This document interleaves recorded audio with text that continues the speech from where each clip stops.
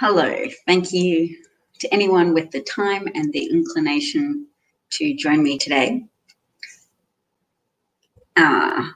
First thing I'm going to be talking about is Juneteenth. So the fact that it's important to learn about its history and significance, that it's not the day that enslaved people were freed. That was my original understanding, which admittedly was born very recently.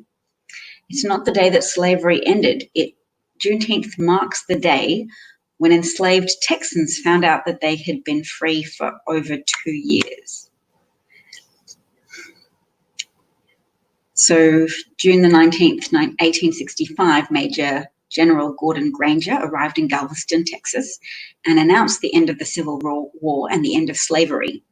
However, the Emancipation Proclamation came 2.5 years earlier, on January the 1st, 1863. Many enslavers continued to hold enslaved people captive after the announcement, so Juneteenth became a symbolic date representing African American freedom. So there's a few different versions of the 2.5-year delay reason.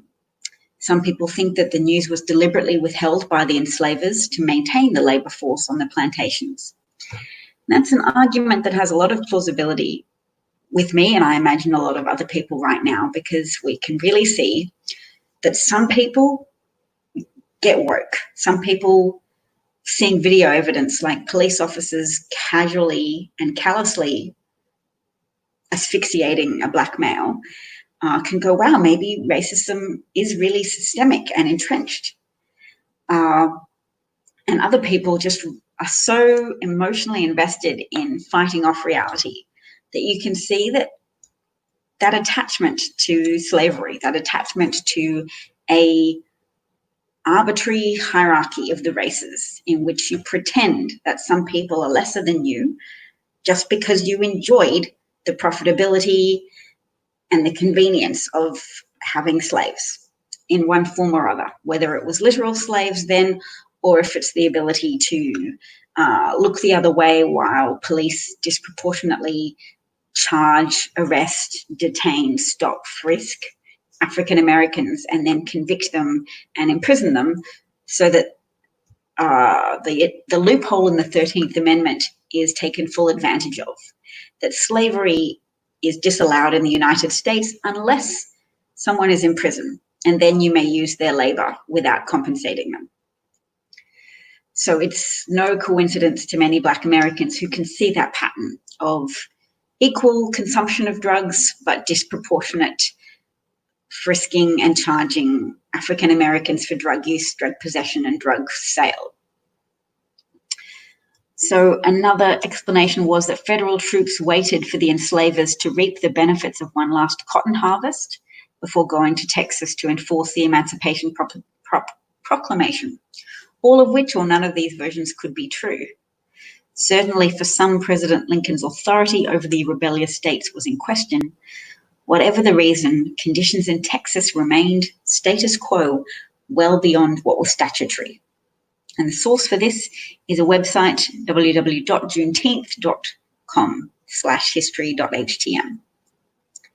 So I wanted to share that with people so that we, particularly my fellow white people, understood that we're not just celebrating the end of slavery, we're celebrating a date where Texas Black Americans were freed 2.5 years after the Emancipation Proclamation was issued, freeing the rest of slaves in other American states.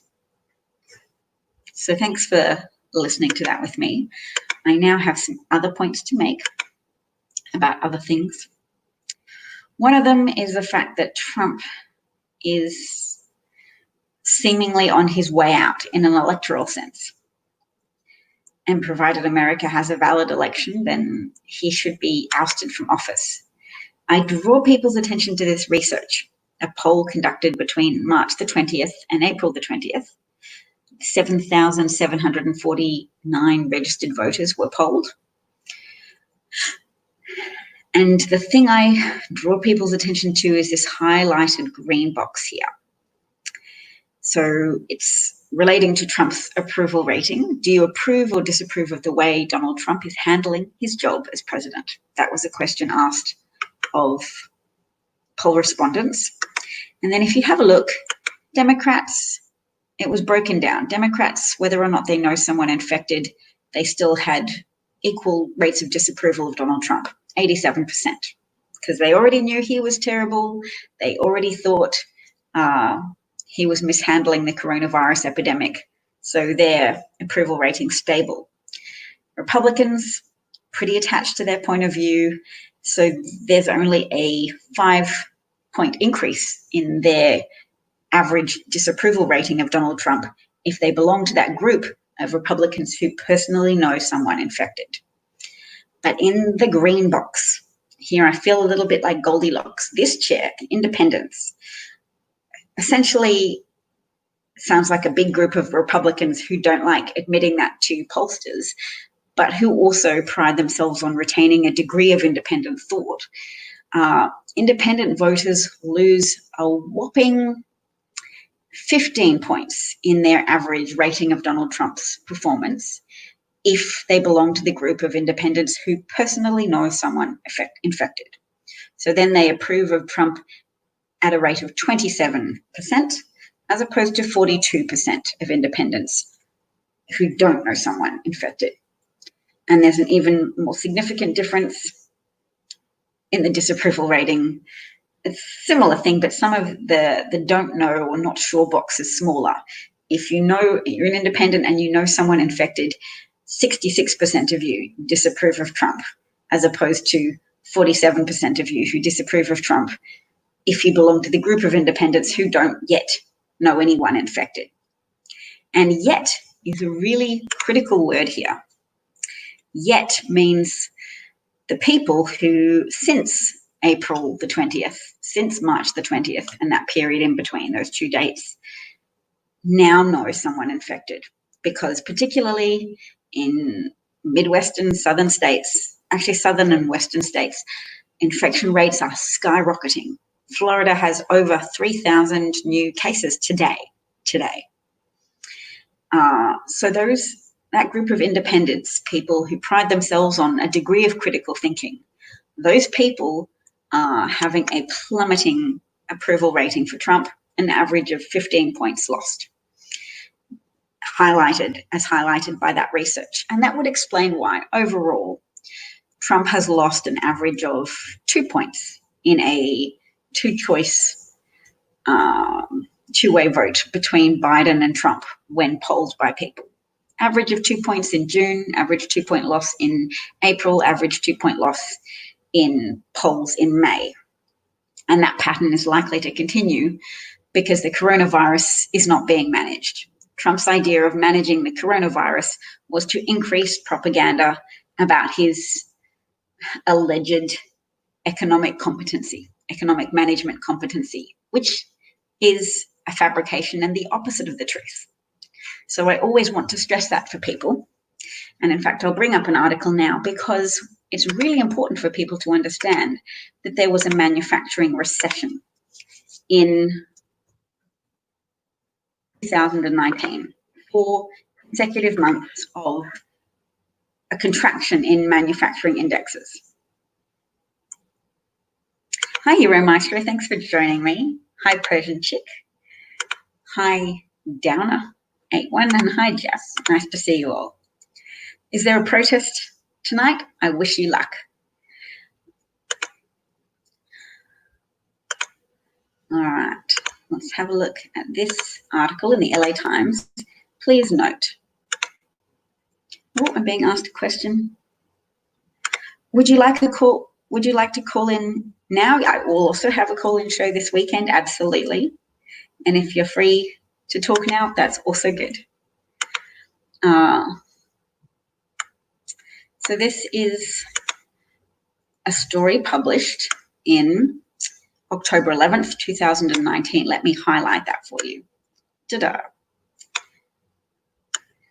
Manufacturing is now officially in recession despite Trump's vow to boost industry. And importantly, let me highlight which states were most impacted.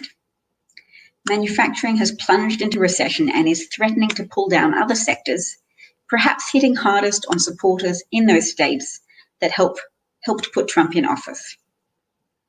I think Joe Biden's campaign is going to be making more and more ads that hit home on this point. So a widely followed index drawn from purchasing managers showed September's contraction in manufacturing was the steepest since June 2009. And we can all remember what was happening in June 2009. It was the last recession that followed a Republican president, the end of his 8-year tenure in the White House, and the economic harm that followed from the fulfillment of a lot of prized Republican policies, namely the redistribution of funds towards the wealthiest in American society via the mechanisms of tax breaks to the wealthy, thus leaving a higher burden of America's needs, infrastructure needs, social services needs, military budget needs, to rest on the shoulders of taxes paid by the middle and lower classes. So Trump, yes, frequently stressed adding 500,000 jobs, which he stressed in hard hat rallies through the Midwest. Manufacturing employment stalled, and instead of healthy job growth, layoff announcements have surged this year. This was in 2019, so prior to the coronavirus outbreak. So especially in battleground states such as Pennsylvania and Michigan. We don't just need to sit back and wait for people in Pennsylvania and Michigan to realize that Trump screwed them, increasing layoffs in their area as a consequence of his misguided tariff war that he initiated. We need them to hear that narrative. We need people to have narrative stories on which to attach data points in their mind. They need a persuasive story told to them so that when they come across a data point, they can hook it on and say, oh yes, that supports that explanation I've heard. Oh yes, tariffs, they're not really something that China pays, they're something that American importers pay. And a tit-for-tat escalating tariff war with China screwed the manufacturing industry in the United States, which then screwed the broader economy in the United States because Trump then became desperate to cover up what he had done to the American manufacturing sector. He became desperate to hide his incompetence, and so he further betrayed America. He misled Americans as to the degree and nature of the threat posed by the coronavirus, which had initiated in China, in order to curry favor with the Chinese government and obtain their signature on a trade deal that he desperately needed to overtake any possible narrative. So here you can see the story was reported on in the Los Angeles Times, October 11th, 2019, but it hadn't yet made it to the home of cable news, to sources of news that independent voters watch, like, I don't know, Morning Joe, whatever it is that independent voters watch in Pennsylvania, in Michigan, in the battleground states that Trump needed and needs, because they gave him his minimalistic electoral college victory by a margin of 77,000 votes in 2016. Trump hasn't expanded his base since then. All right, so there's a Juneteenth rally tonight. You don't see the buttons now. What I can do, are you happy to be here in person in video, Euromaestro, or do you prefer just calling in audio?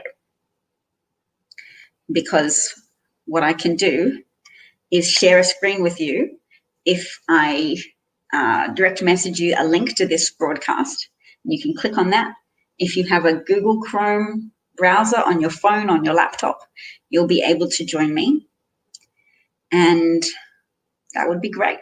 If you want to preserve anonymity and just call in, so just your voice, then I'll need to set up on a different device because I'll need to access Periscope differentially. All right. So let me know, because I can use Twitter to direct message you a link. No, I'm happy, just let me know. We'll do it on the weekend if you only want to do audio, but if you're happy to share a screen now, then I can directly send you the link and you can join me. That would be great. So yes, if anybody wants to help share information about how the manufacturing recession in the US existed prior to the coronavirus magnified recession and depression, then you could share this article from October the 11th, 2019. I'll highlight it again. That's the title. You can Google it and find it if you so wish. If you want to deputize yourself as someone just harping away at this narrative, but also rest assured that Joe Biden's team will be on it. All right. Oh, I just saw an article that said there's a type of mask that is bad and can help spread the coronavirus. What kind of mask is it? Oh, I'll have to get and Los Angeles Times subscription in order to read that. All right. Let's go back to Twitter, where I have a lot of things bookmarked. There's a lot of graphs that show that Oklahoma is in fact leading the table of new infections, new daily infections.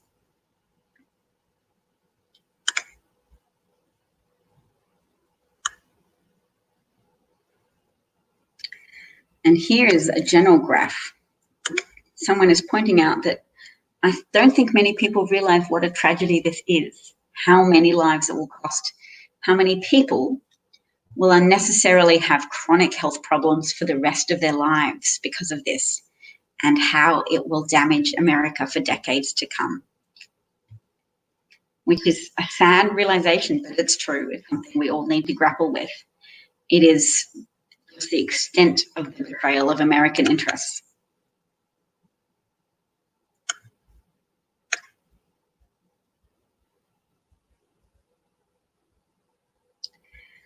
That's not relevant.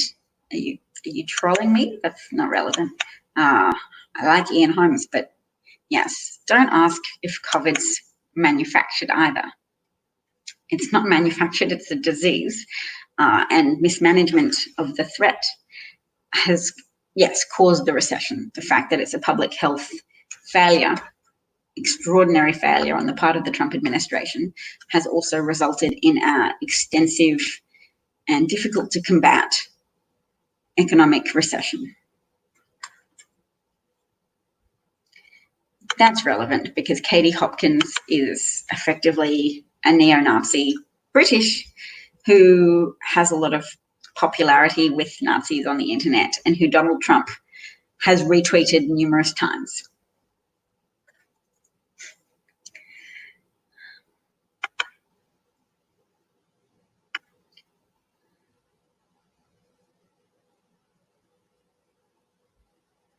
So yes, this was a post from Andy Slavitt, who is a former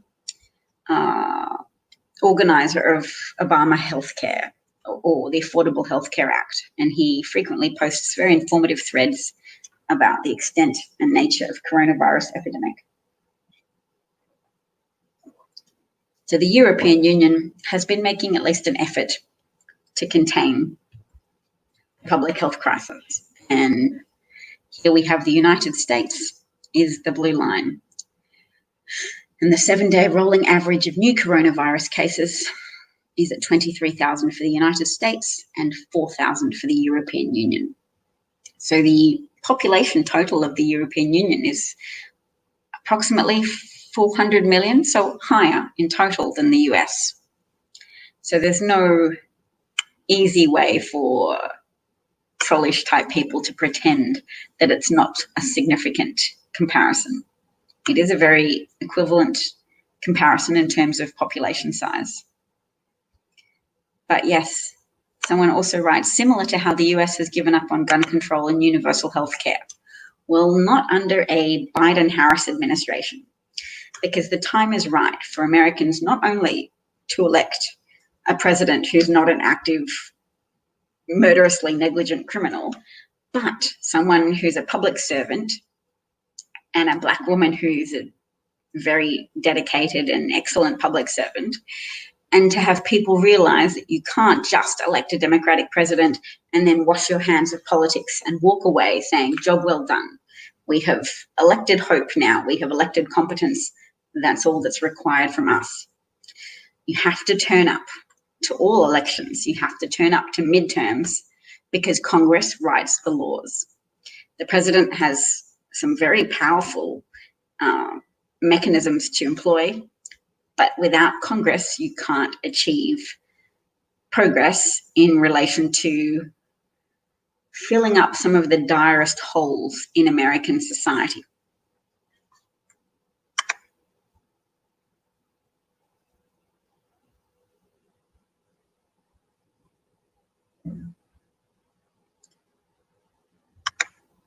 I don't entirely understand this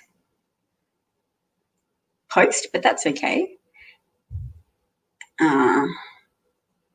Maybe BIW is a company name. So shipbuilders in Maine being rearranged, taken over and gearing up. Okay, excitement.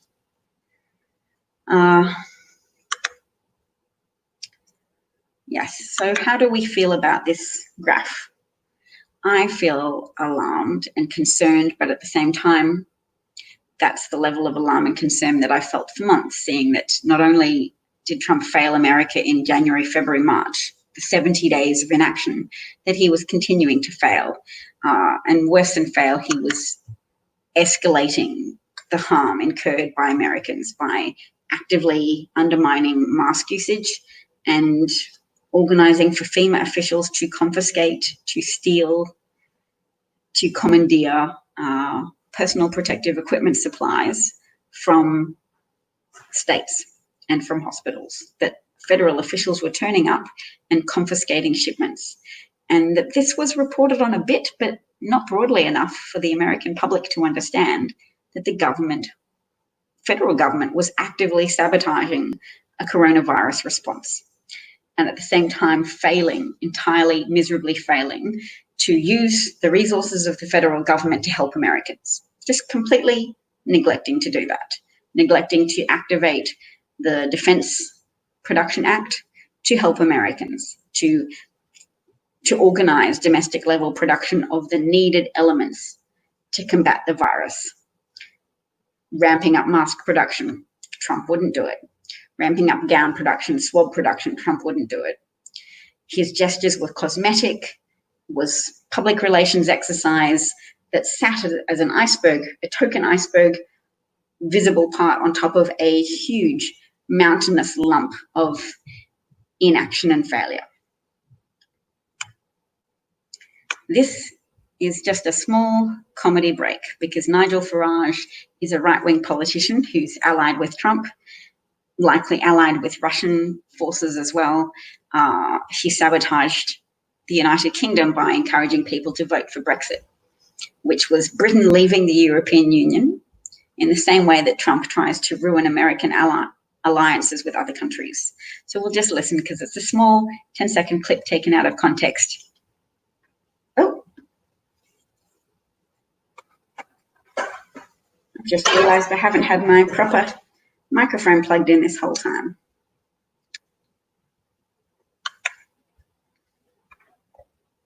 I will fix that.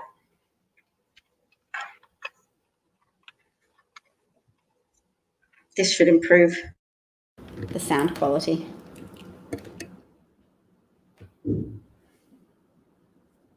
Okay.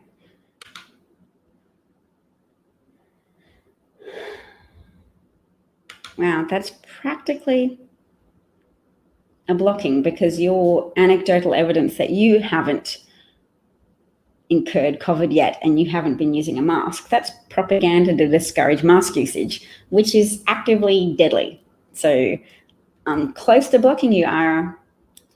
Tell me about how you're going to go away and educate yourself on mask usage and the mitigation of risk that occurs when people adopt mask usage, or you're gone, and with no hesitancy on my part. We are awful, terrible, backward, knuckle-dragging, racist people, and we should be deeply ashamed. So I think that's taken out of context because Nigel Farage doesn't make those type of admissions, but it's good. I have a YouTube commentator that I'm familiar with, Pompeius Magnus. Trump knew himself to be unequal to the pandemic crisis in the US, which is one reason you think he failed to act decisively, because he knew he would be blamed for his own failure. You do raise a good point. I think one reason why Trump continues to not act on the crisis is that to act now is still an admission that he failed previously. Anything that he does to obviously change direction from his previous course of sustained inaction and sustained sabotage of the might and the resources of America. Anything he does differently is highlighting his failure previously to do anything. So yes, I'm going to listen to Nigel Farage talk about how terrible things are one more time, because it's soothing. We are awful, terrible, backward, knuckle-dragging, racist people, and we should be deeply ashamed. So good. So good. So they must have taken that out of context from somewhere with him saying the imputation is that we are terrible, knuckle-dragging, backwards, racist people who should be ashamed. But of course he is, and he's not just a knuckle-dragging, backwards, racist person. He is someone who is very manipulatively knuckle-dragging, backwards, racist person who should be ashamed in order to profit himself. So that was Nigel Farage, Brexit leader. This is interesting, and you might have already heard of this. You've likely heard of it. But in case you haven't, Republican Congressman Matt Gaetz announces he has a secret adopted adult son from Cuba who lives with him. So he doesn't actually say that this is his adopted son. He says, "We share no blood, but he is my life. He came from Cuba legally, of course, 6 years ago and lives with me in Florida. I am so proud of him, and raising him has been the best, most rewarding thing I've done in my life." So he claims further down that his son is 19, meaning that he would have been 12 coming from Cuba 6 years ago, that he's just turned 19 yesterday or something. But a lot of people have pointed out that Nesta appears in a photograph with Matt Gaetz, in which Matt Gaetz says, "Working with a house page today, very rewarding, Nesta and someone else. And you have to be 16 years old to be a page." And that was in 2014. So 16 plus 6 years would make Nesta 22. And there's also video of Matt Gaetz referring to his son Nesta as his helper. So there's Nesta, 2016. Oh wait, that's 4 years. Anyway, still 20. If you have to be 16 to be a page and you add 4 years, that would make Nesta 20 now. So people are saying there's something not right about it. And I have a tendency to agree with them, because Mark Gaetz also has a number of charges of driving under the influence, and people don't usually let single, unmarried, multiple driving under the influence charges, likely alcoholics, adopt 12-year-olds to come live with them when they're 31 years old, also when they have a job that means they're frequently not at home, because you don't usually leave 12-year-olds unattended in your house with lots of alcohol. This is the news that Katie Hopkins, far-right commentator, I was calling her a neo-Nazi because she is. She used her Twitter account in 2017 to call for a final solution for Muslims. Now, when Trump retweets her, Trump has been outed by John Bolton as having actively encouraged President Xi of China to have concentration camps for Uyghur Muslims. Over 1 million Muslim people in China are in concentration camps, which they can be imprisoned in for crimes such as having one too many children, violating state policy on the maximum number of children you can have, if you wear a veil, if your wife wears a veil, if you grow a beard. These things can be causes for being detained in a Chinese concentration camp. And Trump told President Xi, according to John Bolton, that this was absolutely the right thing to do. And that's not just goodness gracious, how can an American president have encouraged another president to have concentration camps?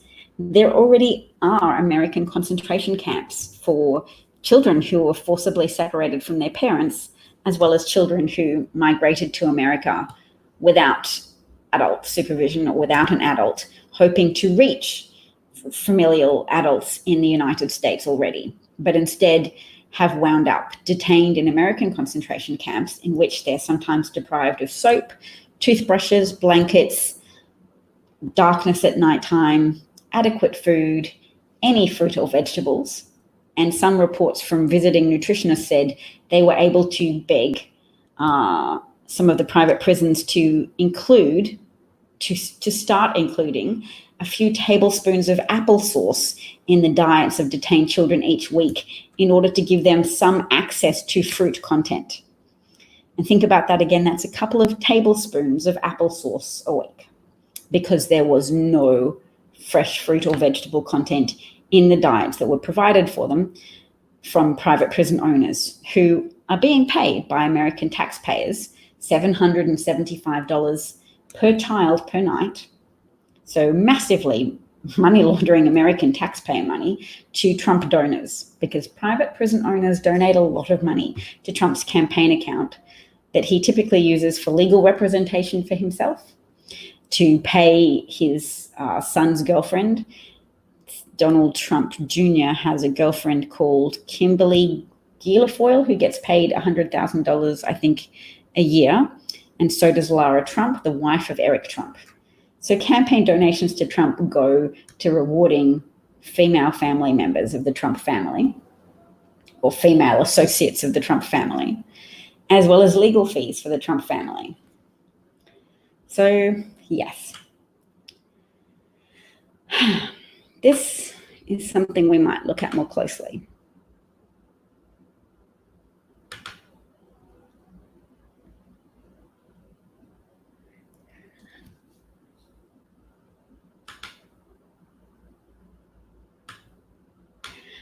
Yes, I have seen the video of Matt Gaetz.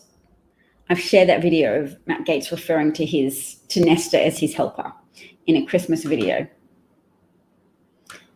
People are presuming that son, who Matt Gaetz appears to be lying about his age and also being deceptive as to who his parents are, because Matt Gaetz' sister posted on Twitter that Nesta's mother was dead, and yet there's a woman on Facebook making posts that she is Nesta's mother, and she was doing that before this scandal arose on social media. So it seems as if Nesta is in the custody of his elder sister, and that Matt Gaetz served as the attorney on that custody case.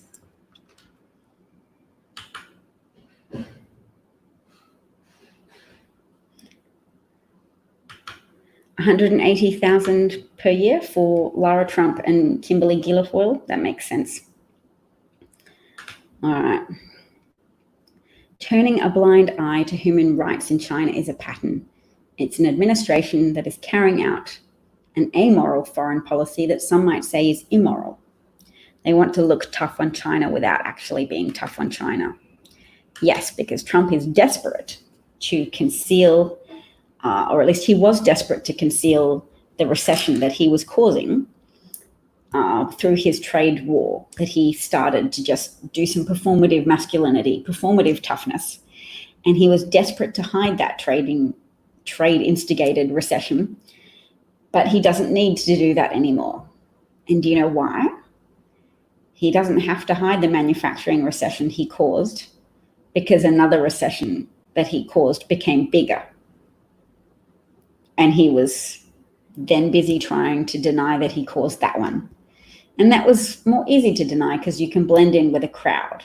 The world is undergoing economic hardship because of its variable qualities of response to the pandemic, the coronavirus pandemic, the novel coronavirus pandemic. New Zealand's got no new cases. A lot of countries led by women have had fairly efficacious responses. They've been able to do what's needed, and they haven't just resorted to optics, to pretending that wearing a mask makes you look weak. They've worn masks, they've gone for early lockdowns, which are more effective and can then be ended sooner. America is going to be in on and off lockdowns depending on wherever there's responsible leadership, because it was ended too early, the lockdowns, considering that there was a leader at the head of the federal government who was actively dissuading huge millions of Americans from wearing a mask in the first place. And for mask wearing to be effective, you need 80 to 90% compliance. You need 80 to 90% of people wearing masks in order for it to become an effective deterrent to viral transmission. It's still good to wear a mask, but it doesn't so much protect you as part of a pattern, it increases universal protection. It stops your coughs being spread out. So because of asymptomatic carriers of the disease and pre-symptomatic carriers of the disease, you need mask wearing. It's a pro-social action that doesn't benefit yourself, it benefits other people. And to receive any benefit from yourself, you need broad adoption of that behavior, which is why people who are wearing masks, can rightly resent people that choose not to, because those people who don't wear masks are undermining the potential for mask wearing to benefit anybody. They're reducing the compliance rate to below 80%, rendering it much less effective. So yes, President Trump doesn't let a day go by without undermining public health and safety in America in a significant way. It's very, very irritating because people will die. 4 Phillies player and 3 staff test positive. Well, I think what started the stock market slump last time was Sporting Codes stopping sport, saying this is too risky. So we'll see how people respond to the increase in cases of coronavirus once it starts hitting sports players. He's undermined all of the sacrifices that Americans made in staying home, in foregoing celebrations, in leaving their relatives to die in nursing homes without being visited. All of those sacrifices, all of that debilitating loneliness for nothing because the president doesn't want to admit making a mistake and can't admit that wearing masks is a public health measure that would acknowledge that the virus is a problem, yes, would reduce Trump's ability to pretend, still implicitly give out the message that it's a hoax, that there's nothing, it's not a big deal, that the only big deal is that the Democrats are threatening the economy by trying to institute protective health measures. He doesn't want to wear a mask because he doesn't want to admit that he was wrong initially about the virus and that he continues to be wrong, because Trump does nothing if not gleefully compound his errors. I'm going to scroll up and see your comment earlier, Athene.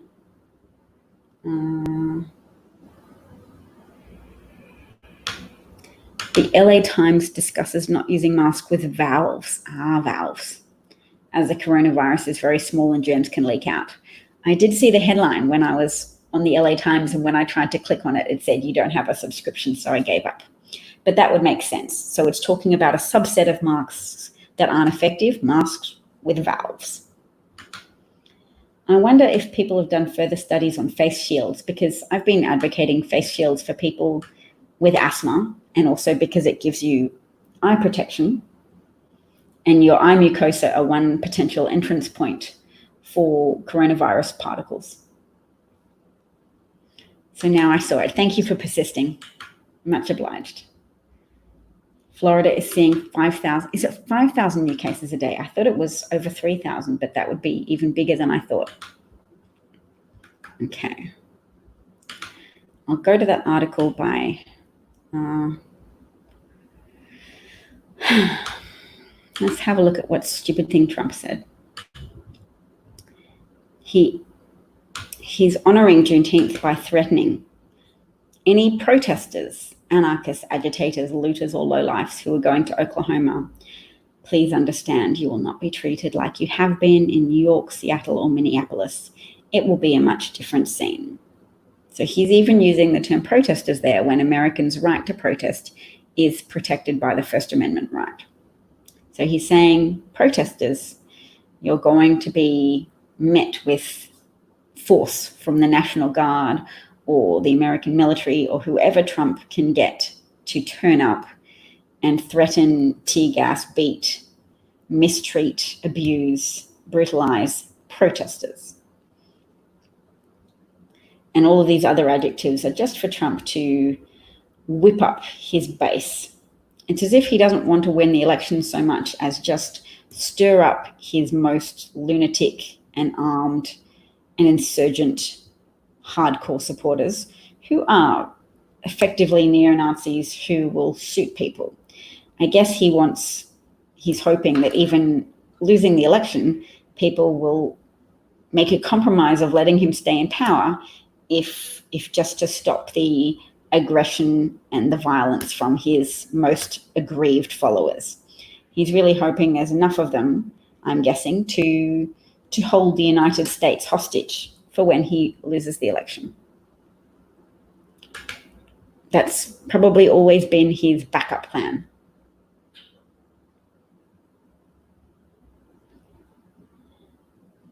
Yes, that's what he posted today, June 19th, 8:34 a.m. Yes, the upside down red triangle. The upside down red triangle. Oh, look, Trump might feel conflicted about being the president, but at the same time, he enjoys the perks of it, and he certainly enjoys staying out of jail. And it's much easier to stay out of jail if you're the president and you have access to presidential immunity. So I'm sure there's always been an element of blackmail by people he's beholden to, namely the Russian mob. And I include Vladimir Putin amongst those numbers when I say the Russian mob, because Vladimir Putin is in part the head of the Russian mob, or one of the joint leaders of the Russian mob. The only trouble with people getting COVID is they don't just get their just desserts, they spread it. People who get COVID, 80% of them won't have a serious case. They might get some lung damage. Even mild to moderate cases, people are reporting in some instances significant physical impairments. Yes, Facebook made a token gesture to remove some neo-Nazi advertisements used by the Trump administration after they were very aggressively called out on mainstream media, namely the television. Morning Joe went almost red in the face and yelled about how Mark Zuckerberg was betraying America, betraying democracy, that he was a billionaire who was allowing for the lives of federal officers to be taken because he was promoting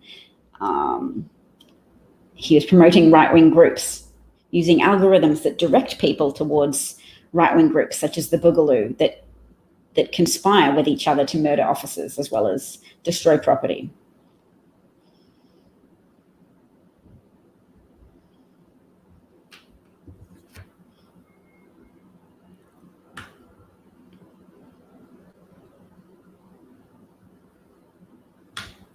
Oops, I shouldn't leave Trump's stochastic terrorism up for too long. So yes, Ivanka does the placatory part. She is there for suburban mums who can't bring themselves yet to turn on Trump.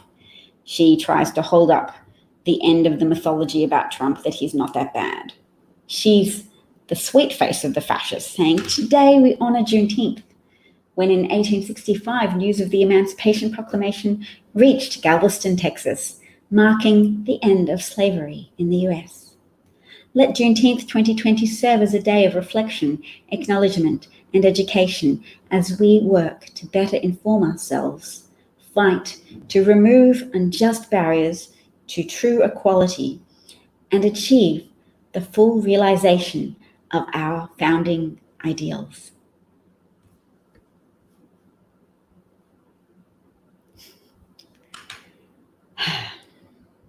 Actually, it looked like there was another tweet there that's could be interesting. Oops. Yes. Ivanka Trump and the fugitive from Panama, broker who spearheaded sale of a Trump-branded project, did business with a money launderer for Colombian drug cartels and 2 criminals. Well, that's not a surprise. Ivanka really is Princess Grift, as well as the face of PR relationships for the less depraved of Trump supporters. They're pretty depraved, they just don't want to admit it, so Ivanka Trump gives them the pass to still maintain a pleasant fiction about themselves. They're not really that bad. Isn't it great? People at Black Lives Matters protests who've been tested, very few of them have tested positive because the mask wearing, being outdoors, and there's been a degree of spacing. I even battered my eyelashes just like she does. You're motivating me to run with an idea that's just occurring to me now of reading out Ivanka's tweets and recording that for a TikTok and going, everything's so wonderful. that would be fun because, yeah, I'd love to emulate some of Sarah Cooper's success. She does such a great job in providing comic relief during a difficult time. I realize the purpose of comedy in fascism. Sometimes I say we shouldn't laugh. It's an indulgence. We shouldn't indulge in too often because we need to still be active and work on being effective to oppose fascism and just the decline of democratic processes, institutions, and standards. But we also have to laugh to keep our spirits up. And Sarah Cooper's work, she who does the miming of Trump's speeches and highlights the idiocy of his remarks, the illogicality of it. She helps us approach what he says with at least a little bit of distance to minimize our revulsion and to maximize our laughter and enjoyment. And that is a very, very valuable public service that gets a lot of recognition on social media for good reason.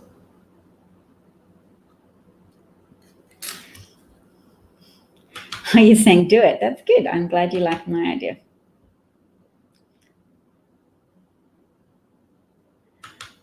What was that in reference to? I missed that comment.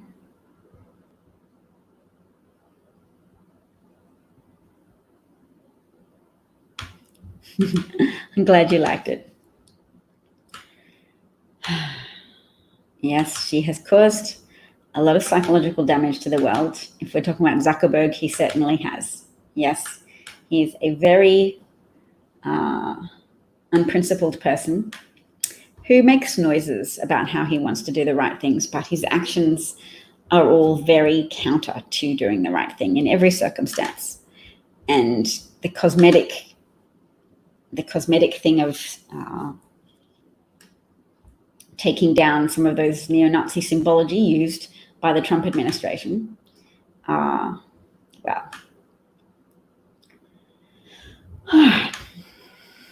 let's continue to move on.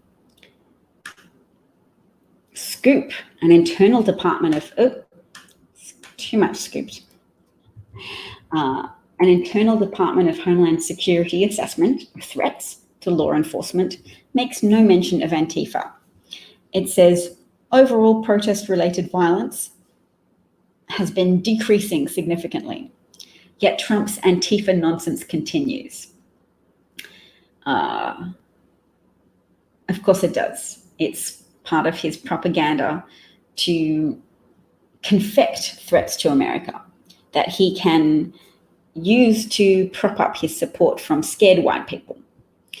And white people sometimes have very long-standing psychological paranoias that black people will rise up and seek retribution for slavery in the form of enslaving white Americans or removing all the property of white Americans. Which reminds me, I should have this in my bookmark somewhere because Stephen Colbert did a great speech. So we'll find it. If you haven't seen the footage of Trump reading his phone whilst people talk to him. So increased labor would be probably the biggest effect on our bottom line. Additional employees have been added to answer the phones, and runners are needed to take orders out to the guests waiting in their car. By mid-May, sales were picking up, and we did have our best Mother's Day ever, seeing double-digit growth over last year's weekly sales. When restaurants were closed for inside dining, I was forced to furlough some very dedicated and loyal employees for the first time ever. Challenges. So increased labor would be probably the biggest effect on Imagine all of the awesomely effective political ads you can take by contrasting reporting on any of the multifactorial crises that America is facing. What are they called? Omni-crisis, the recession, the pandemic, the spikes of cases in so many states, and the mass civil uprising against racism and Trump. You contrast footage of that. Police. Yep. Yep. And you could even bring up what he's tweeting. Yep.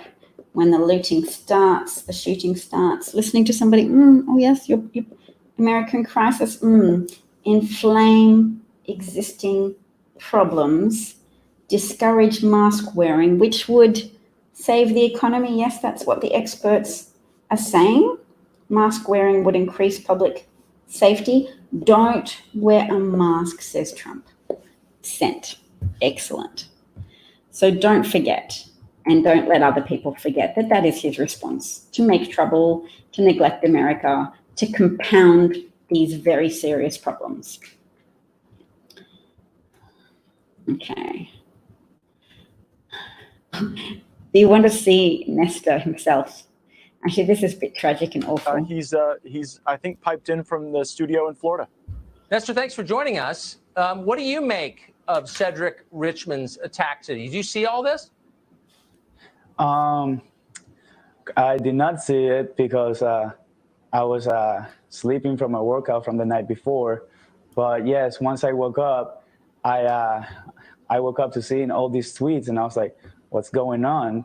And Mike gave me a call telling me about it, and then I saw it, and I think it's kind of unfair to to tell someone that they don't understand because they don't have because of their racial color. While he's fighting for equality, but if you tell someone to not get involved that he doesn't understand because of his color, you're kind of being a hypocrite there. Yes, I think that's very nicely put. Yes. So what they're referencing is the original conflict between a Democratic congressman who was trying to argue for strong legislation to combat the disproportionate use of police brutality against African Americans. He wanted strong legislation that banned chokeholds. And he told Matt Gaetz, he told Republicans that they weren't in his position of having a black son to think about, at which Matt Gaetz strenuously objected and said, how dare you presume about my feelings for my family? And then the next day on Twitter said, I have this son. He's not blood related to me, but he is my life. He came to the US and he lives with me. And he's about to start college. That young man has had a lot of coaching to go on that show, presumably, and looks all around in his struggle to be able to say that he doesn't think it's fair if people say because of your racial color, you lack commitment to enacting powerful legislation to protect Black lives. That's unfair to say if you're not black, you don't necessarily have the same level of commitment to protecting black lives. How discriminatory, Matt Gaetz's heavily coached son tells Tucker Carlson. And Tucker Carlson says, very well said. I think that's so great. You've really owned all those libs. Goodness gracious. In Salt Lake City, they're 7 times as likely to die from coronavirus. Is that what we're talking about? I've saved something for myself later, an interview with Biden apologizing to Anita Hill and speaking in great detail about sexual assault. I'll watch that later. I'm pleased to hear that he's done a more profound apology. We'll watch this video, which is frustrating, I really don't care. but it's good to know. Because you don't belong in this development. Yeah. Okay. What's your name? I'm not telling you. I live here. Okay, where do you live? Why would we tell you any of this? No, where do you live? I'm not telling you. Where do you live? I'm not telling you. Okay, not a problem. I'm going to call the gate and have you all arrested. You're having Okay. You do not deserve to be in here. Okay. What did we even do wrong? Seriously? I have to wait for them 5 minutes while they're screwing around the road. No. We were backing up for you. Moving for you. And And you say you're gonna hit us with the car? You have a problem? Because I can get my grandfather. Yeah. You're gonna hit us with the Bring him out car? right now. Bring him out right now. Bring him out right now. Thank you. Thank you. It is because you're driving illegally. I wasn't Okay, driving. but you're coming at 15-year-olds. saying you're gonna hit us with the car. Because you're 15 years old, you could marry in Mississippi or Alabama. This is So not you're gonna hit us Mississippi or with the Alabama. car? This is Florida. It's Florida. Okay. Sure. So you're gonna hit us with the car. Don't stick your hand out. Did you threaten a child? I did Yes. not Did threaten you a- threaten I a have it child? on video. You just said you're gonna hit us I with have the it on car. video. No, I did not. Yes, you did. We have it on. Okay. Go I inside. did Let not. me see the video.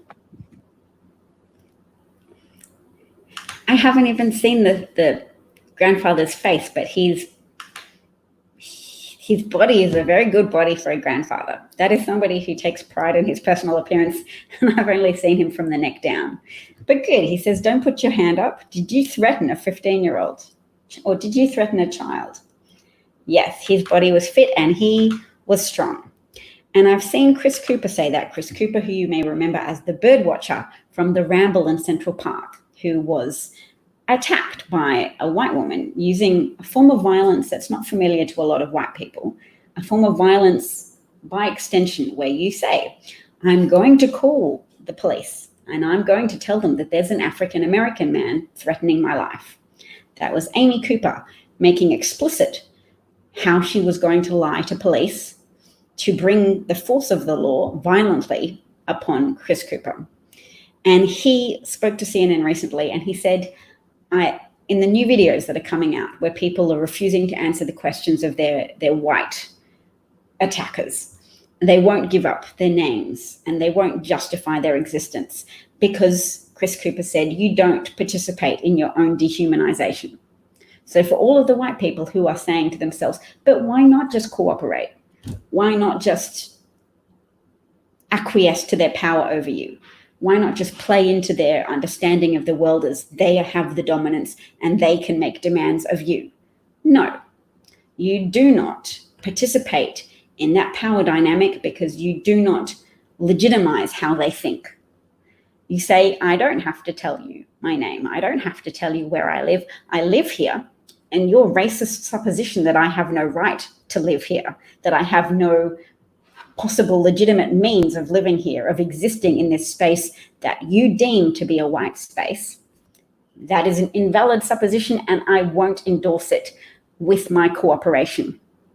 I do not accept your premise that I don't deserve to live here, that I could not possibly legitimately be here and therefore I must wear my credentials, that I must show you my pass or my yellow star or the tattoo on my arm. I don't have to participate in your demands that I prove that I am allowed to exist in a space you see as yours and yours exclusively.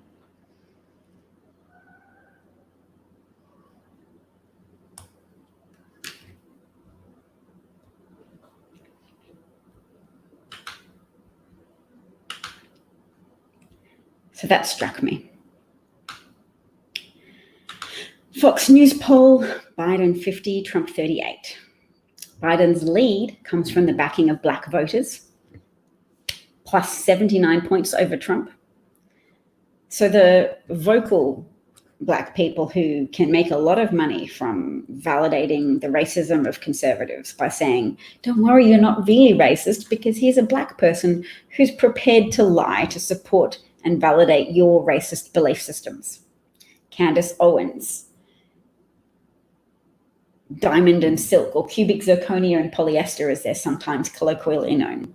Those people, they are still very much the exceptions to the largely pragmatic, block voting, self-preserving black voters who don't get swept up in Trump BS. Some people do, but a majority of black voters can see right through Trump and his encouragement and tacit endorsement of not only racist, but active neo-Nazis. So yes, Biden's lead comes from the backing of black voters, those aged under 30, 37 plus, suburban areas, 22 plus, women plus 19, and voters aged 65 plus 10. 65 plus 10, people have to recognize that that's pretty extraordinary. The GOP relies on the consistent support from elderly voters who are the most likely group to vote. Trump might be hoping that enough of them die in the coronavirus pandemic that perhaps that vote. I've lost my sentence. You've taught that to your daughters from day one? Very good. Taught them to use their white skin to protect others who look like mum. Because they are more white passing, or they're white. Speaking of silk, do you know how it's made from worms that eat mulberry leaves? Is that how it's made? I hope I'm right.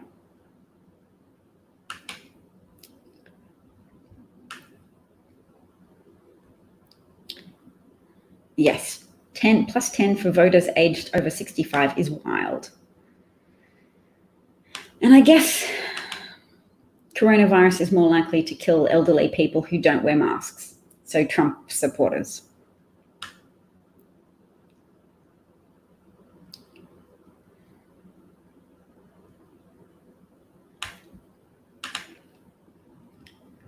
All right. So Trump's approval number exceeds his re-elect number, meaning 2% of Republicans or independents are like, yeah, I don't want to speak badly of the president for now, but I'm not voting for 4 more years of it. Because there's Trump at a 38% of voter support for him to be re-elected, but his approval rate is higher. So yeah, some Republicans and some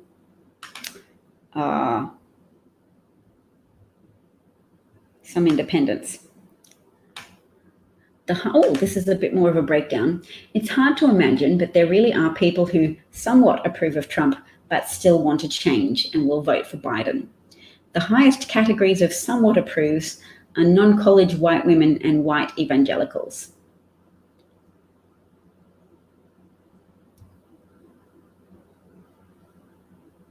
So it could possibly be non-evangelical, non-college white women. White women with no degree who strongly approve of Trump, 33%, somewhat approve, 21%. So high still, but strongly disapprove, 39%, so 36%. All right, and somewhat disapprove, 9%.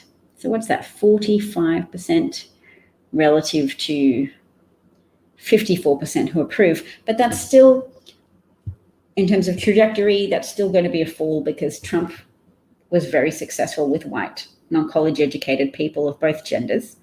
So I don't have trajectory statistics at my fingertips, but I know that's a fall.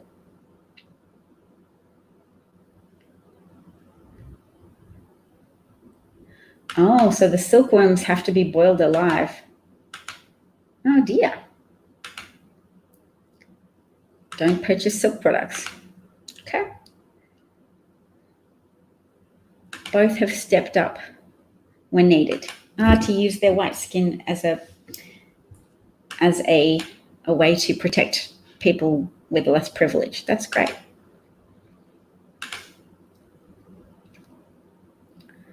I'm going to tweet that right now and say, interesting, so that people have room to comment on that if they want on my page. If you did like the broadcast, if you go to my Twitter page and like the link to the broadcast, or share it, or retweet it, or whatever, that helps, I think, to circulate it, I think. I'm not sure what the most effective way is to promote viewership, but I do appreciate all of you who I know regularly do retweet my broadcasts, and I thank you for that. Oh, look at Larry Kudlow, the Trump economic advisor, who defends the decision not to name which businesses receive big taxpayer-funded loans. I don't know that promise, I don't think that promise was ever made, and I don't think it's necessary. There's a certain privacy element here. Privacy, 500 billion American taxpayer dollars. Which businesses are getting the money? I don't know. Trump fired the Attorney General who was supposed to conduct oversight for that, but let's just presume it's in the safe hands of this administration. Very safe hands.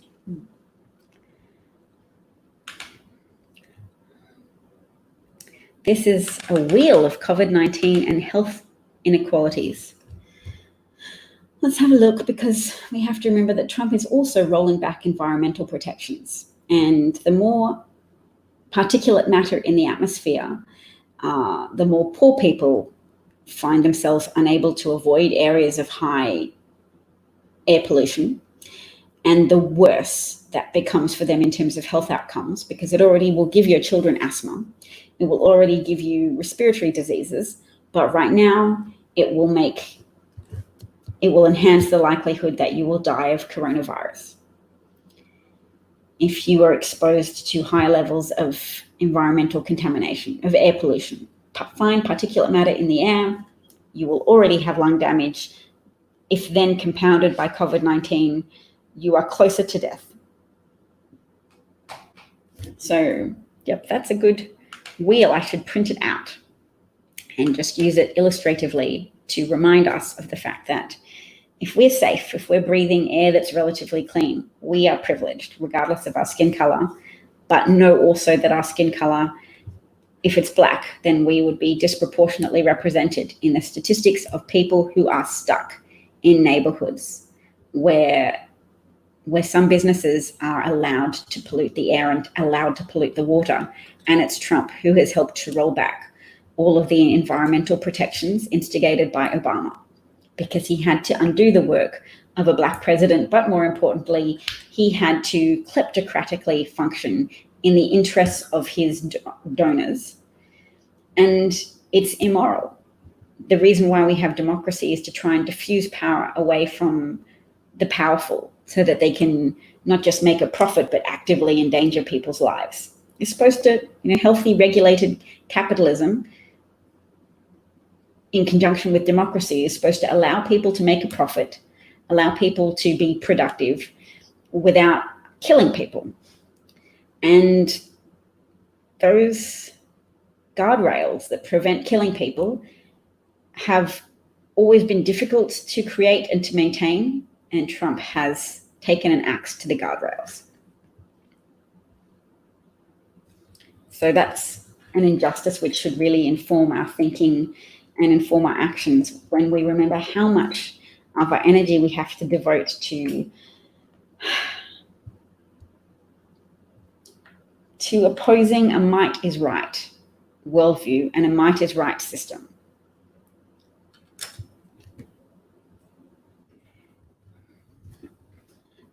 This reporter says, as a race reporter, I found that while white people were more likely to threaten or attack people with a car, knife, or gun, black people were more than 3 times as likely to face police force than white people.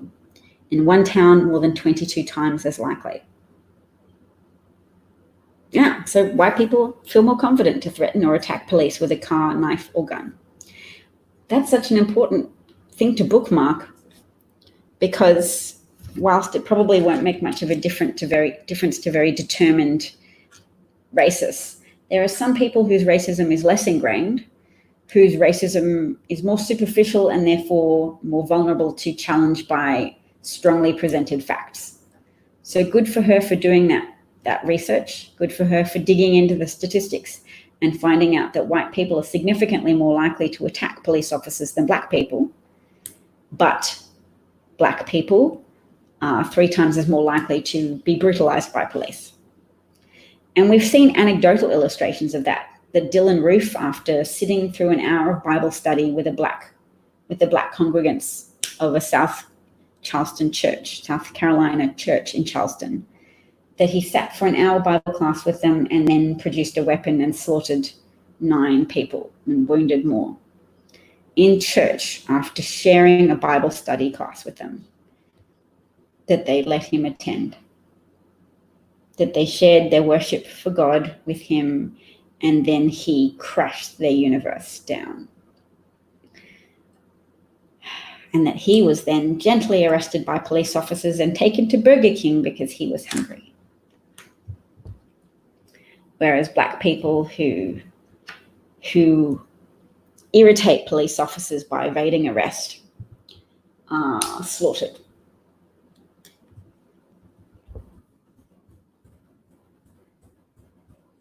This was somebody making a point that Republicans stopped telling poll takers that they were Republicans about halfway through the second Bush term.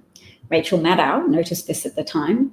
The phenomenon hasn't been widely discussed, but most independents in polls in the past decade appear to be embarrassed Republicans. So I might retweet that because it's an important point, and I might need to look up Rachel Maddow to look for backing references or sources for that. I'll say also interesting, so if anybody finds research about that, you can feel free to post it underneath. I'm interested in any supporting sources. If you're a devoted champion of this broadcast and you wish to expend any time or energy in helping follow up with some of these things, that's great and very appreciated. Joe Biden, how long is this speech? Let's have a look. Only a minute, we can do it. This isn't a debate about whether to reopen. It's about how we make reopening work for everyone. The employees at the White House, they get daily COVID-19 tests. They know they're safe before they go to work, and they know their coworkers are safe. They have the confidence to resume their lives. But workers across the country aren't asking for daily testing. They're just asking for regular, reliable access to tests. Don't they deserve that? So it's not that Donald Trump doesn't recognize the importance of testing. It's that he's not up to the task or doesn't care. And now he's seemingly decided he doesn't even want to try. But just like he couldn't wish COVID-19 away in March, just like he couldn't tweet it away in April, he can't ignore it away in June.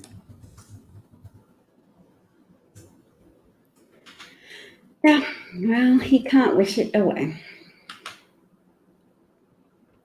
Biden says Trump administration will again try to end Dreamers program. Yeah, because he already thinks the Nazis are his best hope to hold the election hostage, I guess. And this comment was in reference to the fact that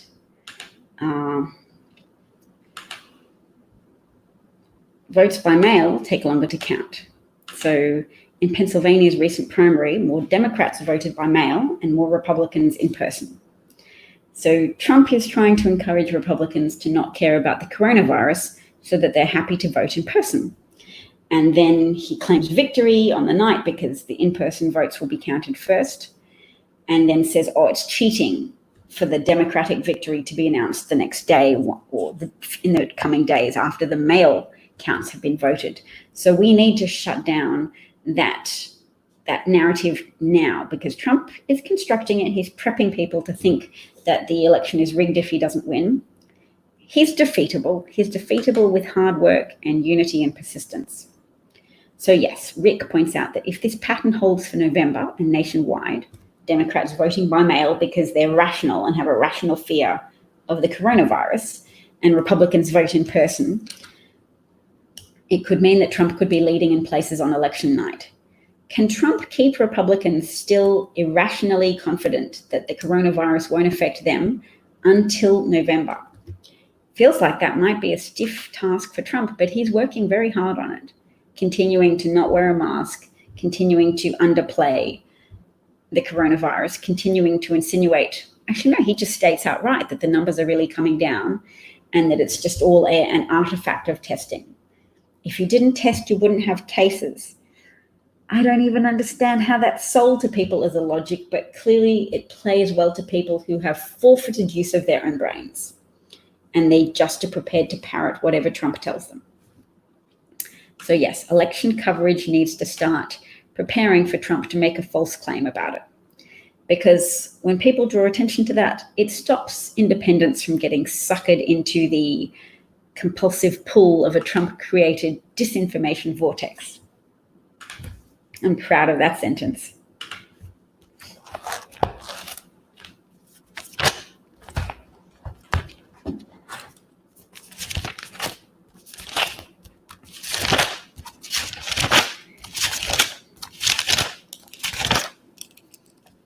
Countering Trump disinformation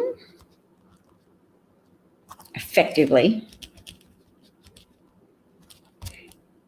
is key to preventing independent voters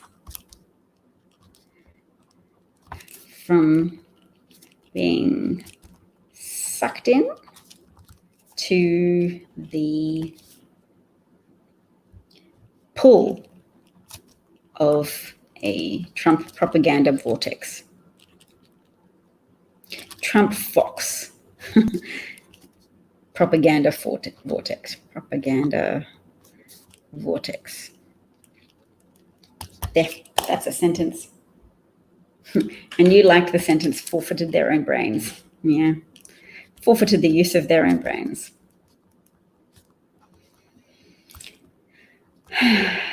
Trying to help myself be right. Right, not be right, right things.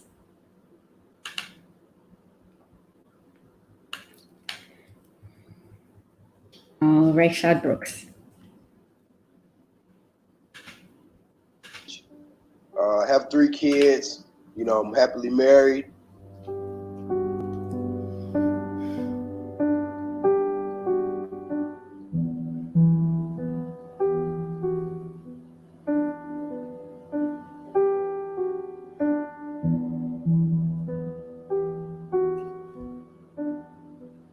I want, you know, things to be better, you know, within probation and parole, and also monitoring.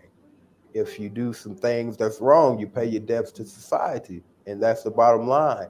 And, you know, I just feel like some of the system could, you know, look at us as individuals. We do have lives, you know, it's just a mistake we made, you know, and not just do us as if we are animals. It's making us as individuals feel like we're locked in boxes. Even though we have been incarcerated, it's hurting us, but it's hurting our family the most. You know, because we have kids, we have jobs, we have a lot of things that, you know, life situations. We are individual people.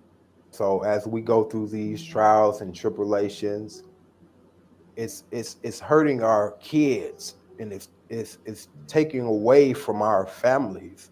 You have to try and go out, you know, make means, you know, and yet my kids, you know, I want to spend some time with my kids, but I really don't have the time. You know, I have to try and go out, you know, make money for this, make money for bills, or try and get myself back on track. It's just a lot of pressure, you know, with, you know, just having all of that on your shoulder and on your back. You know, it's just a lot of pressure. And some people, they just can't deal with it. You know, it's restricting us. They're telling us, hey, you have a curfew and, you know, certain things, you have to be in a house, you know, just restricting us from the everyday life. It's just hard for us, you know, at times, because we're trying to do the right thing and we're restricted. Probation is not there with you every day, like a mentor or something. They're not taking you out to find a job. I feel like it should be a way for you to have some kind of person like a mentor assigned to you to, you know, keep your track, keep you in the direction you need to be going. But here yet, I'm trying. You know, I'm not the type of person to give up, you know, and I'm going to keep going until I make it to where I want to be.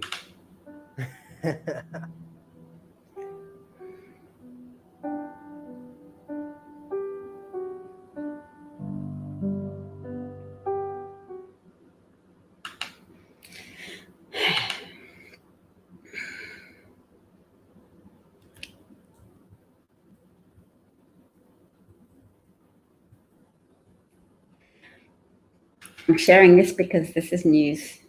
Oh. Thank you for telling us, Bob. 369 days incarcerated, so you've seen it in person. Thank you for letting us know. It's so important for us to be relatable, I guess, and to bring the knowledge that we have to the table. That was very brave of you to tell that.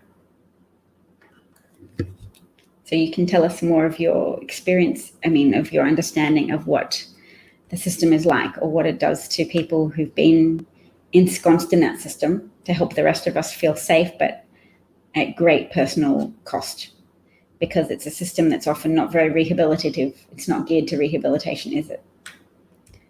Oh, there were 150 white people and 750 people of color.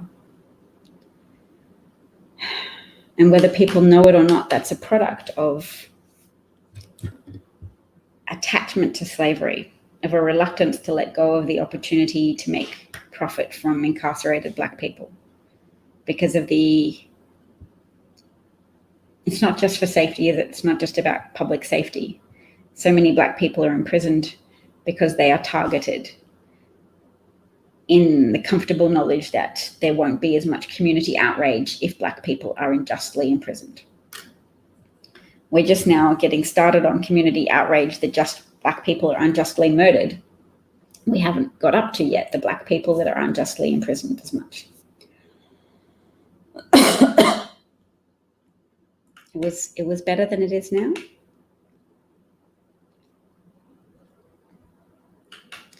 This is my happy news that Democrats favor Kamala Harris for VP by a wide margin.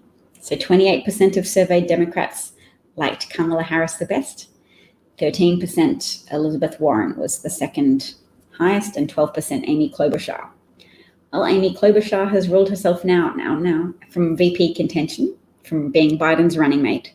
And she has said that she thinks Biden needs a woman of color to be by his side in this moment, in this historical moment. So who was she replying to?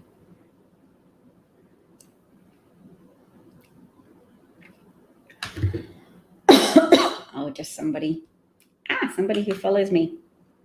Annabelle. I find it hard to cope with white feminists who endorse Elizabeth Warren over Kamala Harris, who is eminently more qualified. Oh, I've entirely run out of water.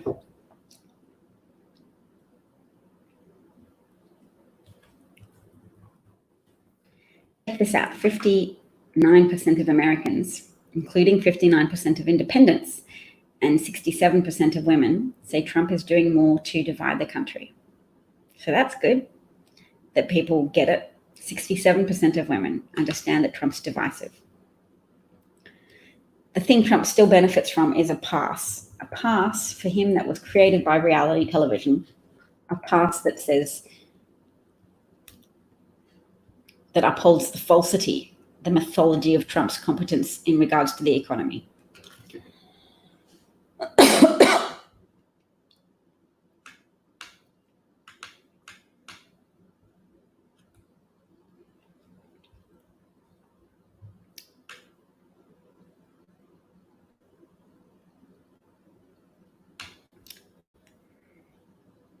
I'm just seeing if I can have that Matt Gaetz video for you.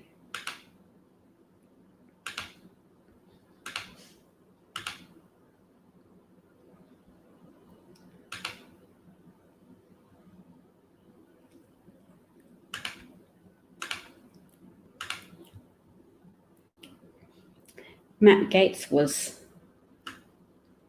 the lone vote on an anti-trafficking bill, anti-human trafficking bill on December the 29th, 2017. He made this video.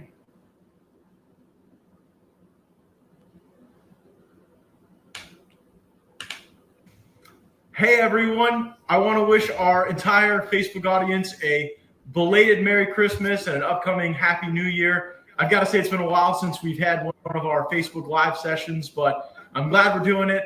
Recently it's been a different type of camera that's been pointed at me, but this is very rewarding, and I always appreciate the great feedback we get on our Facebook Live. So the reason that I wanted to have this discussion is that recently there was an article published in the Northwest Florida Daily News detailing a vote that I took against some human trafficking legislation. And here's what that bill did. It established a new entity at the federal level so that everybody could get together and have meetings about human trafficking. Now, for reasons I'm going to describe, I think it's very important that we combat human trafficking, but I do not believe that the correct answer is a new federal agency. So here's my approach to the issue. I served as the chairman of the Criminal Justice Committee in the Florida legislature for 2 years. And during that time, difficult to meet.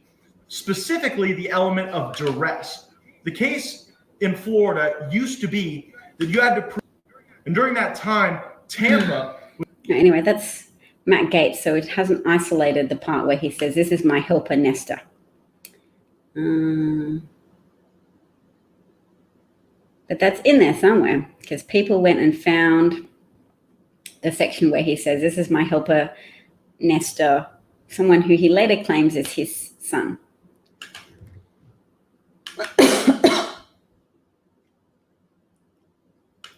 No. Kamala Harris doesn't need to stay in the Senate. She's in California. A Democratic governor will be allowed to appoint a new senator. Stacey Abrams, her favorite book is an Ayn Rand book.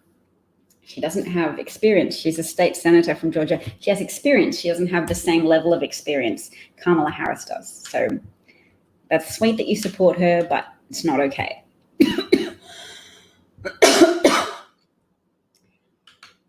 I better just go, because I'm coughing.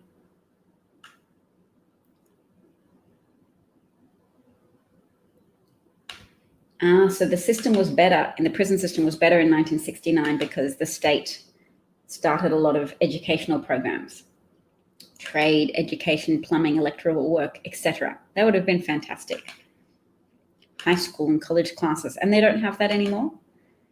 I think I read that they were depriving some prisoners of access to even books. So yes. And yes, after Biden leaves, Kamala Harris will make an excellent president.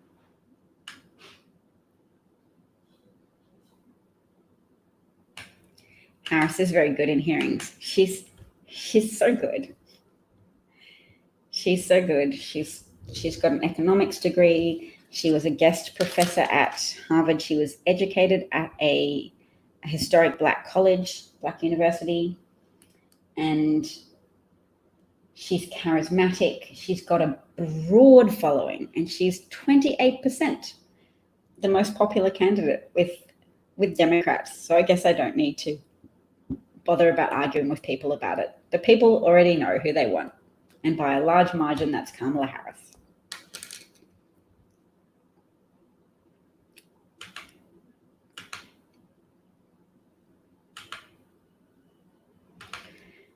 So I hope people start advocating again for prisons to have educational programs like the ones you're referencing, Bob.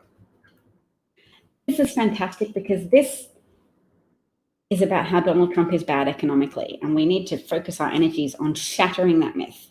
That is one of the things that keeps Donald Trump elevated in people's estimations when he needs to be lower. His behavior, his skills do not merit anybody believing in his competency in regard to the economy.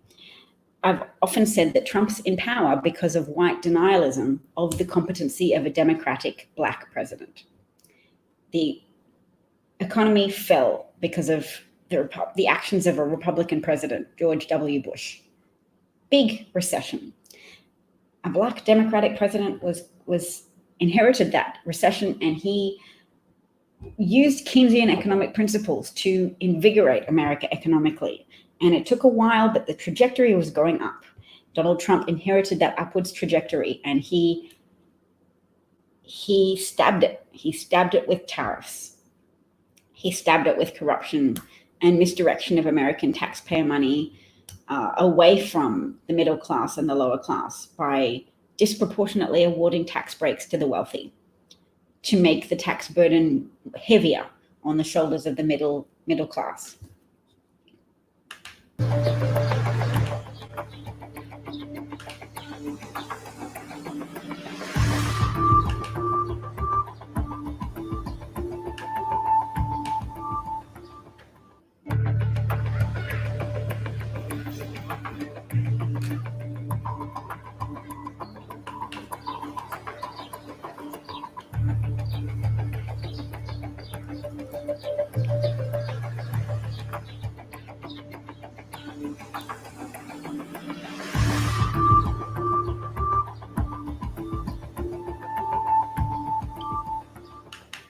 Yep, very good. It didn't have to be that bad. It's not okay for Trump to continue to tout his economic credentials when they are mythological. They're entirely false. Yes, vocational tech in schools is also something we could bring back. Let me write this down. If I'm ever helping politicians out, if I'm ever helping with grassroots campaigns, or running for office myself at some point in the future, vocational tech, educational programs in prison, electrical, plumbing, trade work. We can do more to amplify the status of trade work in the real world, and we can do more to encourage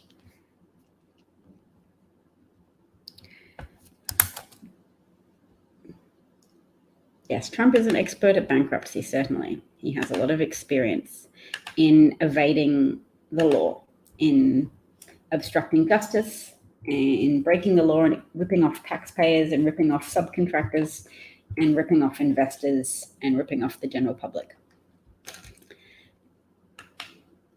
Trump's white erosion. Trump won the white vote 50 in 2016, 54 to 39.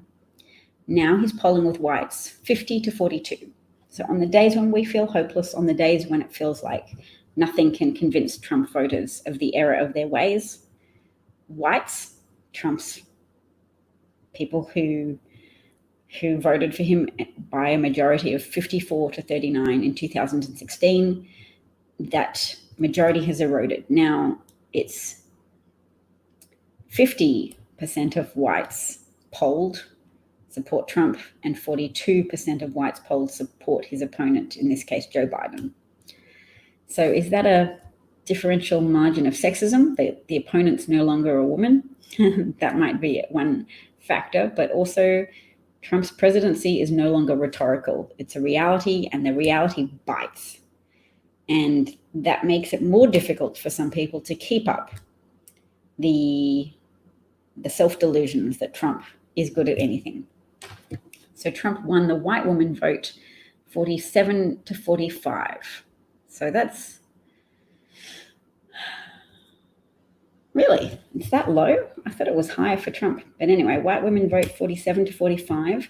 Now white women are polling for Biden, 50 to 42. So Trump's fallen 5 points from 47 to 42.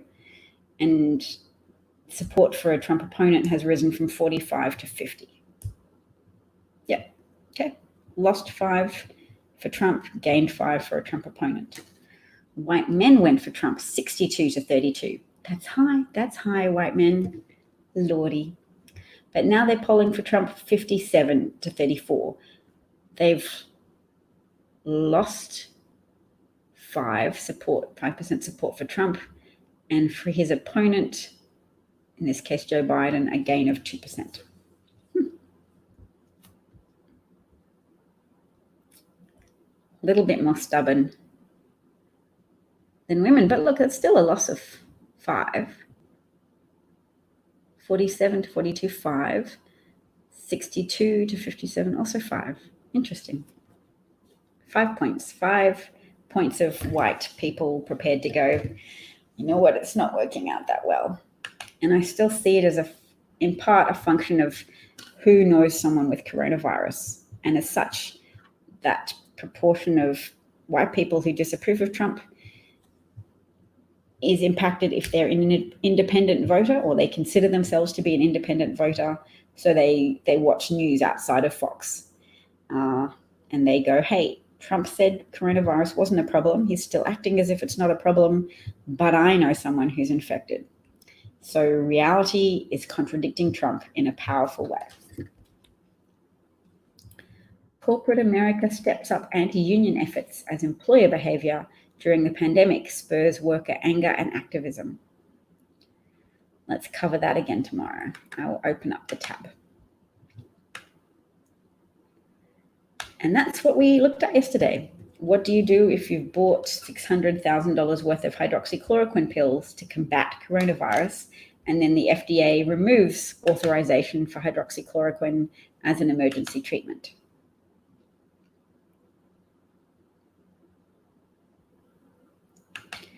Yes, non-college educated men, but at least they've fallen 5 points. 5 points fall in their support for Trump. You'd assume people are getting sick of the daily chaotic nonsense. Yes, although some people are still very addicted to blaming Democrats. They're addicted to the confected outrage of the right. The right has an outrage machine. It has very potent distribution channels for its confected outrage. That's a sentence to write down. Potent distribution network.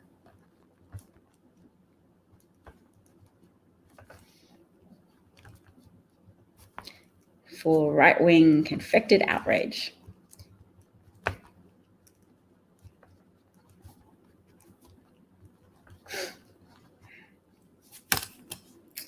You still worry that he'll be reelected?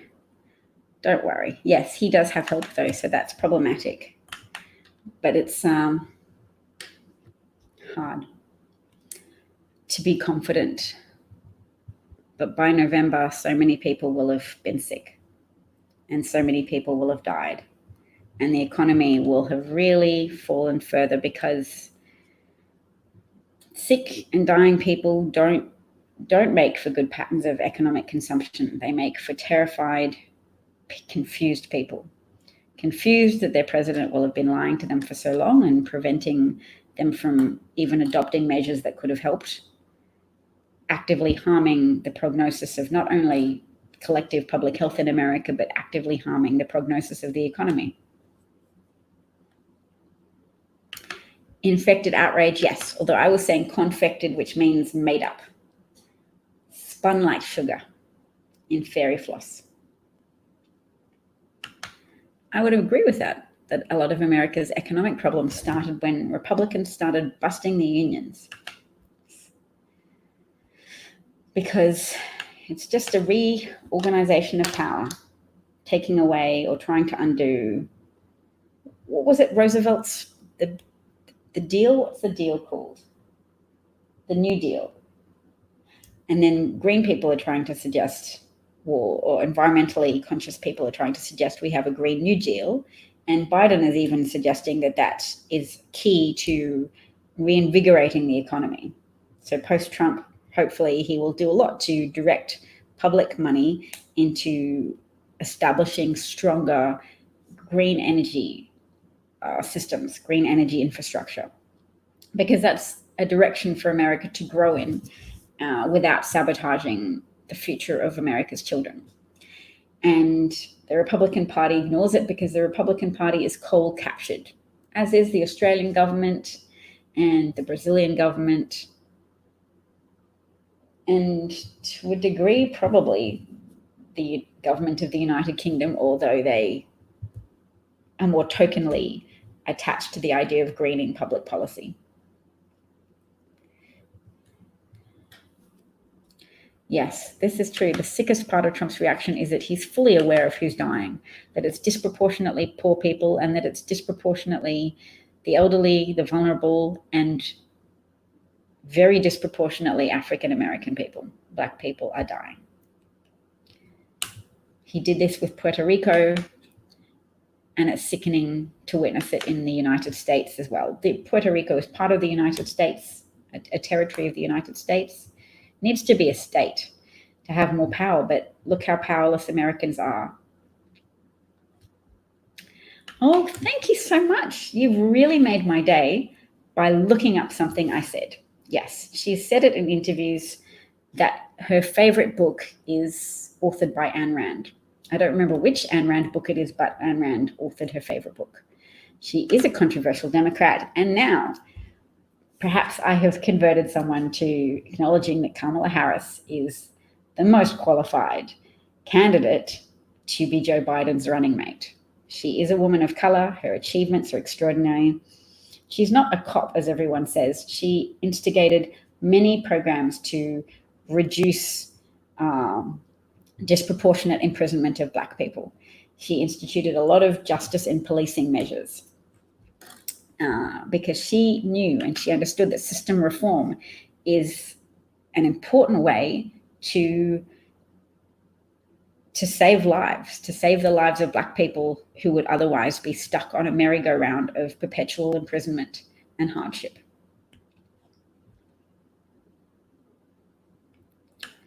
Looks like my weekend is fully booked. That could be a troll remark that I don't entirely understand, but yes. This is a good point, that the only union that Trump and the Republican Party is into is the police union. Yes, Kamala would be able to make fantastic changes. She's pragmatic.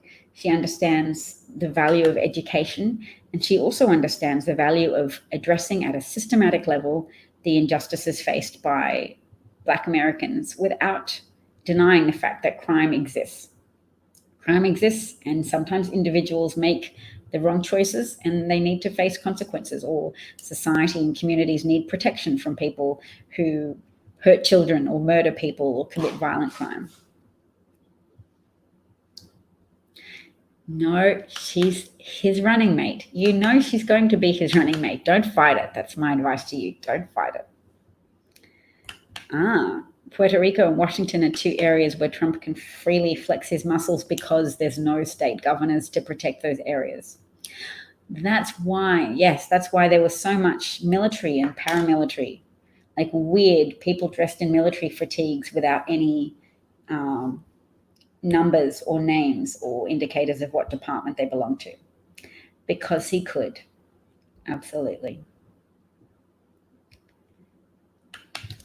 Thank you for making that good point. I should write it down. Okay, so Stacey Abrams' favorite Ayn Rand book is reportedly An Atlas Shrugged. She thinks that Rand's doctrine of selfishness is no good, but supports Rand's focus on individual creativity as Abrams sees it. But to still have that manual that's converted so many people to believing in selfishness as your favorite novel, your favorite work. Yes. It doesn't matter. I'm very protective of Kamala Harris because she is very unfairly maligned on social media. And I just like to be really clear about that now, that I strongly support her candidacy for vice president, and I I vigorously oppose people who say things like, oh, but she would be a great attorney general. She's already turned down the position of attorney general. Obama offered it to her.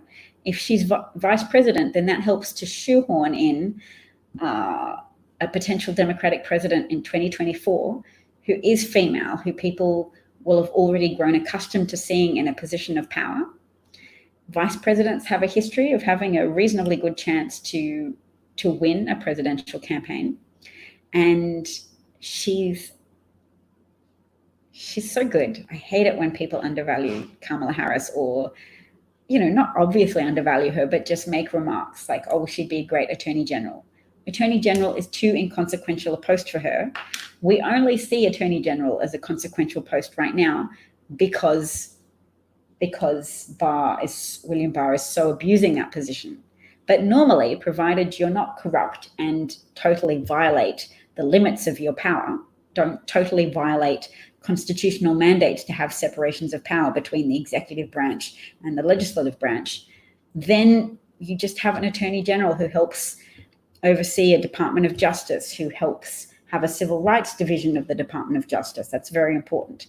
So she'd be great in that role, but it's too little for her. Her talents belong in a position that has high proximity to the Oval Office and help groom America to get over not any residual sexism, to get over its residual sexism and appreciate a powerful, competent woman and get used to her in a high-profile position. Yes, that would be great to hear her bring out the Trump rap sheet speech. She's making notes. She powerfully advocated for Trump to be removed from Twitter a year ago, and people can see now more about how consequential his implicit promotion of violence is on that channel, that Twitter at least saw fit to hide some of his more violent inducing speeches, violent inciting speeches, saying when the looting shots are shooting stars. Look at the white guys that came out with guns and knives strapped to their hands or a bow and arrow after Trump tweeted that, going, I will protect America from these looters that are not American. They are American. Looting is very American, and particularly white looting and white massacres of the property of African Americans. When we think about the Tulsa massacre of 1921, when white people used blood libel against African Americans, a confected idea that some young, upstanding Black man who was the son of a prominent businessman in the Greenwood area of Tulsa, that he'd assaulted a female in a lift, and they started a riot that involved burning down the homes of thousands of people, of Black people's homes and businesses, killing approximately 300 of them, using private aircraft to bomb them and strafe them from the air, fleeing Black people. The National Guard was called in and they arrested all of the Black people. They imprisoned them for a week, approximately 6,000 Black people from Greenwood and 4,000 Black people from neighboring areas, imprisoned until a white person came and individually vouched for each of them who were released. Facebook has just banned the Trump campaign ads that have overt Nazi symbology on them. And they only did that after they were called out for it very openly. So mostly Facebook is very resistant to demands that they do the right thing, because Mark Zuckerberg is criminally opposed to helping America preserve its democratic institutions and democratic standards. I'm glad you appreciate it, Athene. Thank you so much for your good nature. I think Obama might feel that he's served public life in a large role. Who knows? It's up to him, but I think he's enjoying retirement, although it's not a very relaxing time to be retired. He's coming out to help Joe Biden. When's his fundraiser with Joe Biden? Is that tomorrow? I hope so. I'm proud of you, Gary. If you chose Kamala Harris for your president in the first place, I didn't support her for president that much. I liked her, but pragmatically, I thought Hillary Clinton's defeat said something about the nature of the Electoral College, that you couldn't count on enough white people in battleground states to vote for a Democratic candidate if that Democratic candidate was a woman. And maybe I was wrong, but I think a vice president will be fine. There's too many people who have residual allergies to a woman in a high profile position, like the highest profile position. But I think having a vice president, a female vice president, will help with that. It will help people get comfortable with something that was not easy for them to accept initially. Yes, Zuckerberg belongs in Gitmo. I can't help but agree with you. With Donnie. All right, whoops, I better go to bed. Thank you so much, everybody, for being with me, for all of the issues we've talked about. And take care of yourselves, take care of each other. If you have more ideas for me about things to advocate for in relation to improving prisons, that would be great.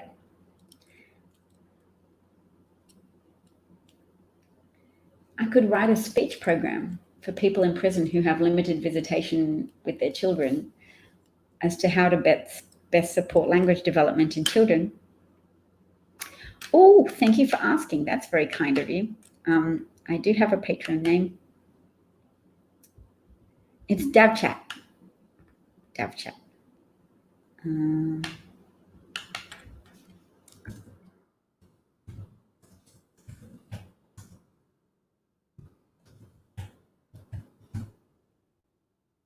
.com, something like this. Something like that. So you go to patreon.com and you put in DavChat, and you could join the merry band of people who support me and validate my work by tossing some coin my way. There's lots of good causes of things to give money to, but I really do appreciate people who help legitimize the effort that I put into this. Thank you so much.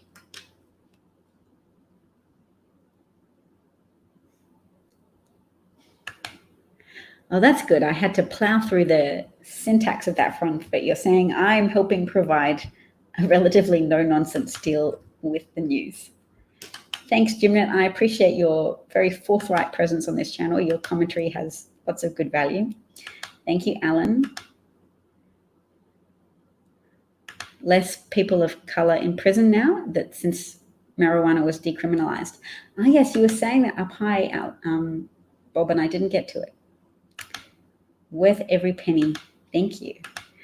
And you appreciate the supplementary articles that I tweet, supplementary to the articles that you encounter. I tweet lots of things.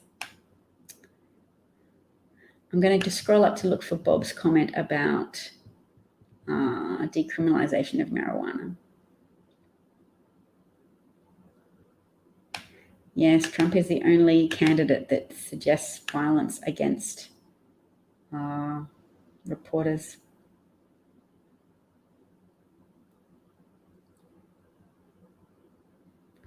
Reagan fired all the airport controllers. Reagan's terrible.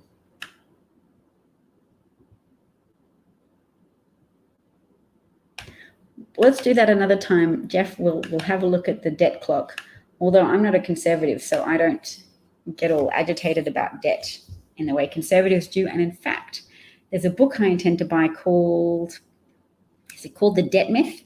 I don't know, but I know I've bookmarked. I've bookmarked it, and it was, okay, so good news for New Jersey youth. Marijuana was decriminalized yesterday. Fantastic. Under a Biden presidency, it might get decriminalized nationally. And just the good thing about that would be to empty prisons if they could have a forgiveness of all of the disproportionately African Americans who are in prison. And I'd like to see good regulation around it, just as alcohol consumption is regulated. People should know not to consume marijuana and drive. It makes you too relaxed, and you've got to be vigilant to be in control of a death box, a high velocity metal heavy contraption that can kill people. You can't be just all chill and mellow. Happy people cause damage more readily if they have weapons, and a car is effectively a weapon if used improperly, if driven carelessly. that's been demonstrated in psychological studies where you let people consume alcohol and you let them play a game where they have to shoot villains. If they're, actually, no, you don't give them alcohol, just happy people. People who score higher on happiness quotas are more likely to indiscriminately shoot people. Like they might get the villains, but they're more likely to get people who pop up without the signifiers that say you are supposed to just target the villains or the terrorists or whatever. Happy people are more like, I'm happy, I'm just going to keep doing my best, and they're less careful. That's one thing we don't consider when we advocate for the wholesale pursuit of happiness. Sometimes a bit of unhappiness is good. 2, make sure you move through life with due care. In New Jersey, it's 5-to-1 arrests of people of color. Yes, and various statistics have shown that that drug use is even between people from different racial backgrounds. This is the last thing I'm going to show. I was starting to say goodbye, but I remembered this article written by someone conservative. It's so important because it starts from a position of someone who discounted the idea of racial disparity in the justice system in America. And her conversion and her journey is referred to in this article. So if we want to help people make a similar journey to arrive at a similar endpoint of recognizing that there is a significant problem, why not read the steps that she goes through, the mental steps? So she started as being skeptical about accusations of racism in the criminal justice system.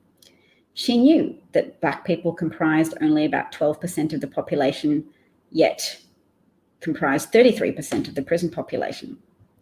But she thought, well, maybe Black people just commit more crime. She said the relevant criterion is not the percentage of the population, but the percentage of the criminal population. So she was completely oblivious to Black people being overcharged for drug offenses.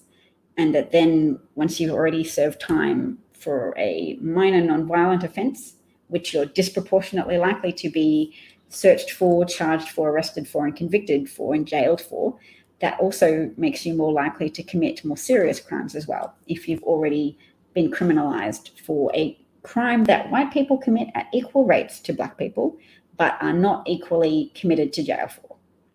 But anyway, so she did not see that.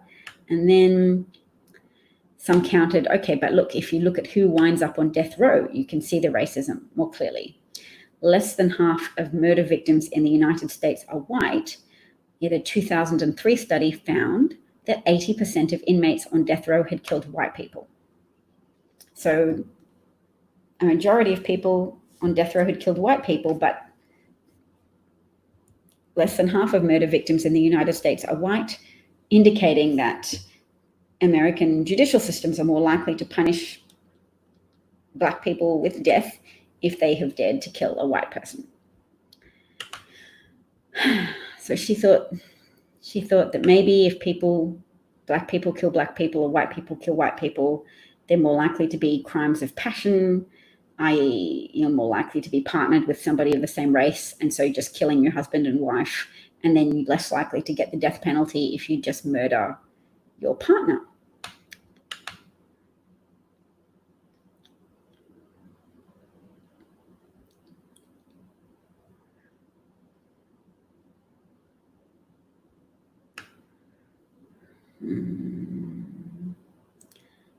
But yes, most white people are killed by other white people, but 80% of inmates on death row had killed white people. We need another statistic there. It's missing how many people on death row are Black.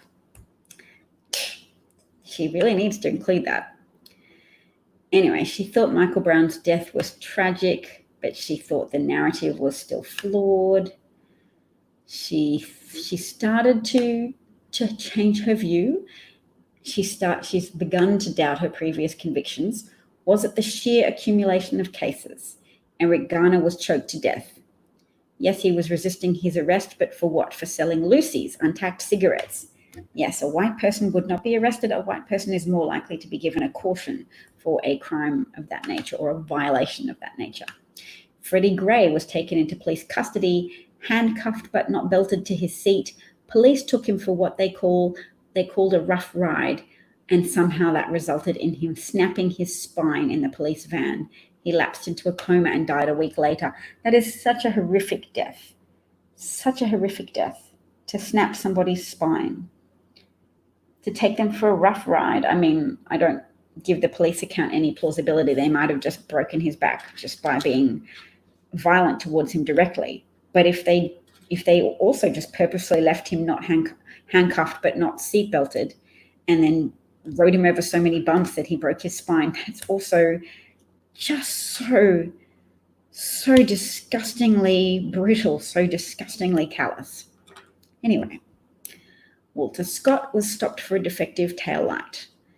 After initial questioning and a quick scuffle, Scott fled, and the officer shot Scott in the back, killing him. He filed a police report saying that Scott had grabbed his taser weapon, but a bystander video showed that after the shooting, Officer Slager ran back to the site of the initial scrap, picked something up, and then dropped it next to Scott's body. Yep, Botham Jean. Maybe that helped her, because Botham Jean was an accountant eating ice cream in his own apartment when a cop entered his house and shot him in the heart. Perhaps this helped people understand that racism is like adopting a mantra of black people or non-white people are unwelcome guests in America. You may just shoot them if they're in your space because they've annoyed you. I don't think you belong here, and I'm justified to use whatever force I like to expel you from my space. You are an unwanted guest. Or I tolerate you not being a slave, but if I think you're irritating or you're looting or you're burning, I'm just going to recommend that slavery be readopted, like that racist lady we saw the other day. Although her views are still less consequential than the views of police officers who are allowed to kill people. They're allowed to kill people and claim that they feared for their life. That is much. Anyway, Philando Castile. Poor Philando Castile, he was pulled over for a traffic stop. His girlfriend and her 4-year-old daughter were with him. He told the officer that he had a gun, which he was licensed for, and then was reaching for his license. The cop claimed to have been thinking that he might be reaching for the gun and shot him 4 times through a car window. Could have just moved away, but nope. The hypervigilance seems to work much more frequently when it's a black person who they feel more comfortable with shooting. Laquan McDonald was a 17-year-old with a knife in his hand, but contrary to the police report suggesting McDonald was shot after lunging at police, the autopsy showed he was hit 16 times, 9 of them in the back. Breonna Taylor was shot in her own home after police broke into the wrong house during a no-knock raid. The emergency room technician was in bed with her boyfriend at 1 o'clock in the morning when police burst into the home. Having no idea who the intruders were, Walker pulled out his gun and fired once, striking an officer in the leg. The police shot Taylor 8 times, killing her. After the encounter, Walker phoned 911 saying, "Somebody kicked in the door and shot my girlfriend." Yes, it was the police officers, and they charged Walker with firing on a police officer. They used a battering ram to break into their apartment, which was the wrong apartment. It wasn't the apartment for which they had a no-knock warrant. And it shouldn't be allowed to have a no-knock warrant for a drug offense and burst into somebody's house at 1 o'clock in the morning, not when people are legally allowed to carry weapons and shoot to defend their property or shoot to defend their life in their own home if they think their life is under threat. How can you have no-knock warrants? How can you let people come into your home and shoot at you 8 times and kill you and think that you can defend yourself by saying a gunshot was fired in my direction and hit one of us?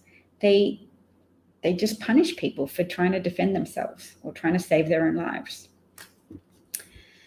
Ahmaud Arbery was out jogging and was tracked by a 2-car posse that included a former law enforcement officer. The last words Arbery heard before he died was profanities and racial slurs. I don't need this. I can't deal with this anymore. But the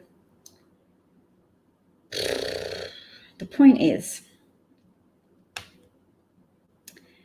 this helped convince her maybe. A study looked at 95 million traffic stops by 56 different police agencies. They found that blacks were far more likely than whites to be pulled over, but the disparity declined at night when it's harder to detect the race of the driver. 24% of black drivers were searched, found a Los Angeles Times 2019 report, compared with 16% of Latinos and 5% of whites. Yet contraband was more commonly found amongst whites. Basically, police are hungry to detain and search black drivers. They're hungry to find them guilty of drug violations. They're hungry to get them committed to prison. They're hungry to enforce slavery by virtue of imprisoning as many black people as possible and having them produce unpaid labor.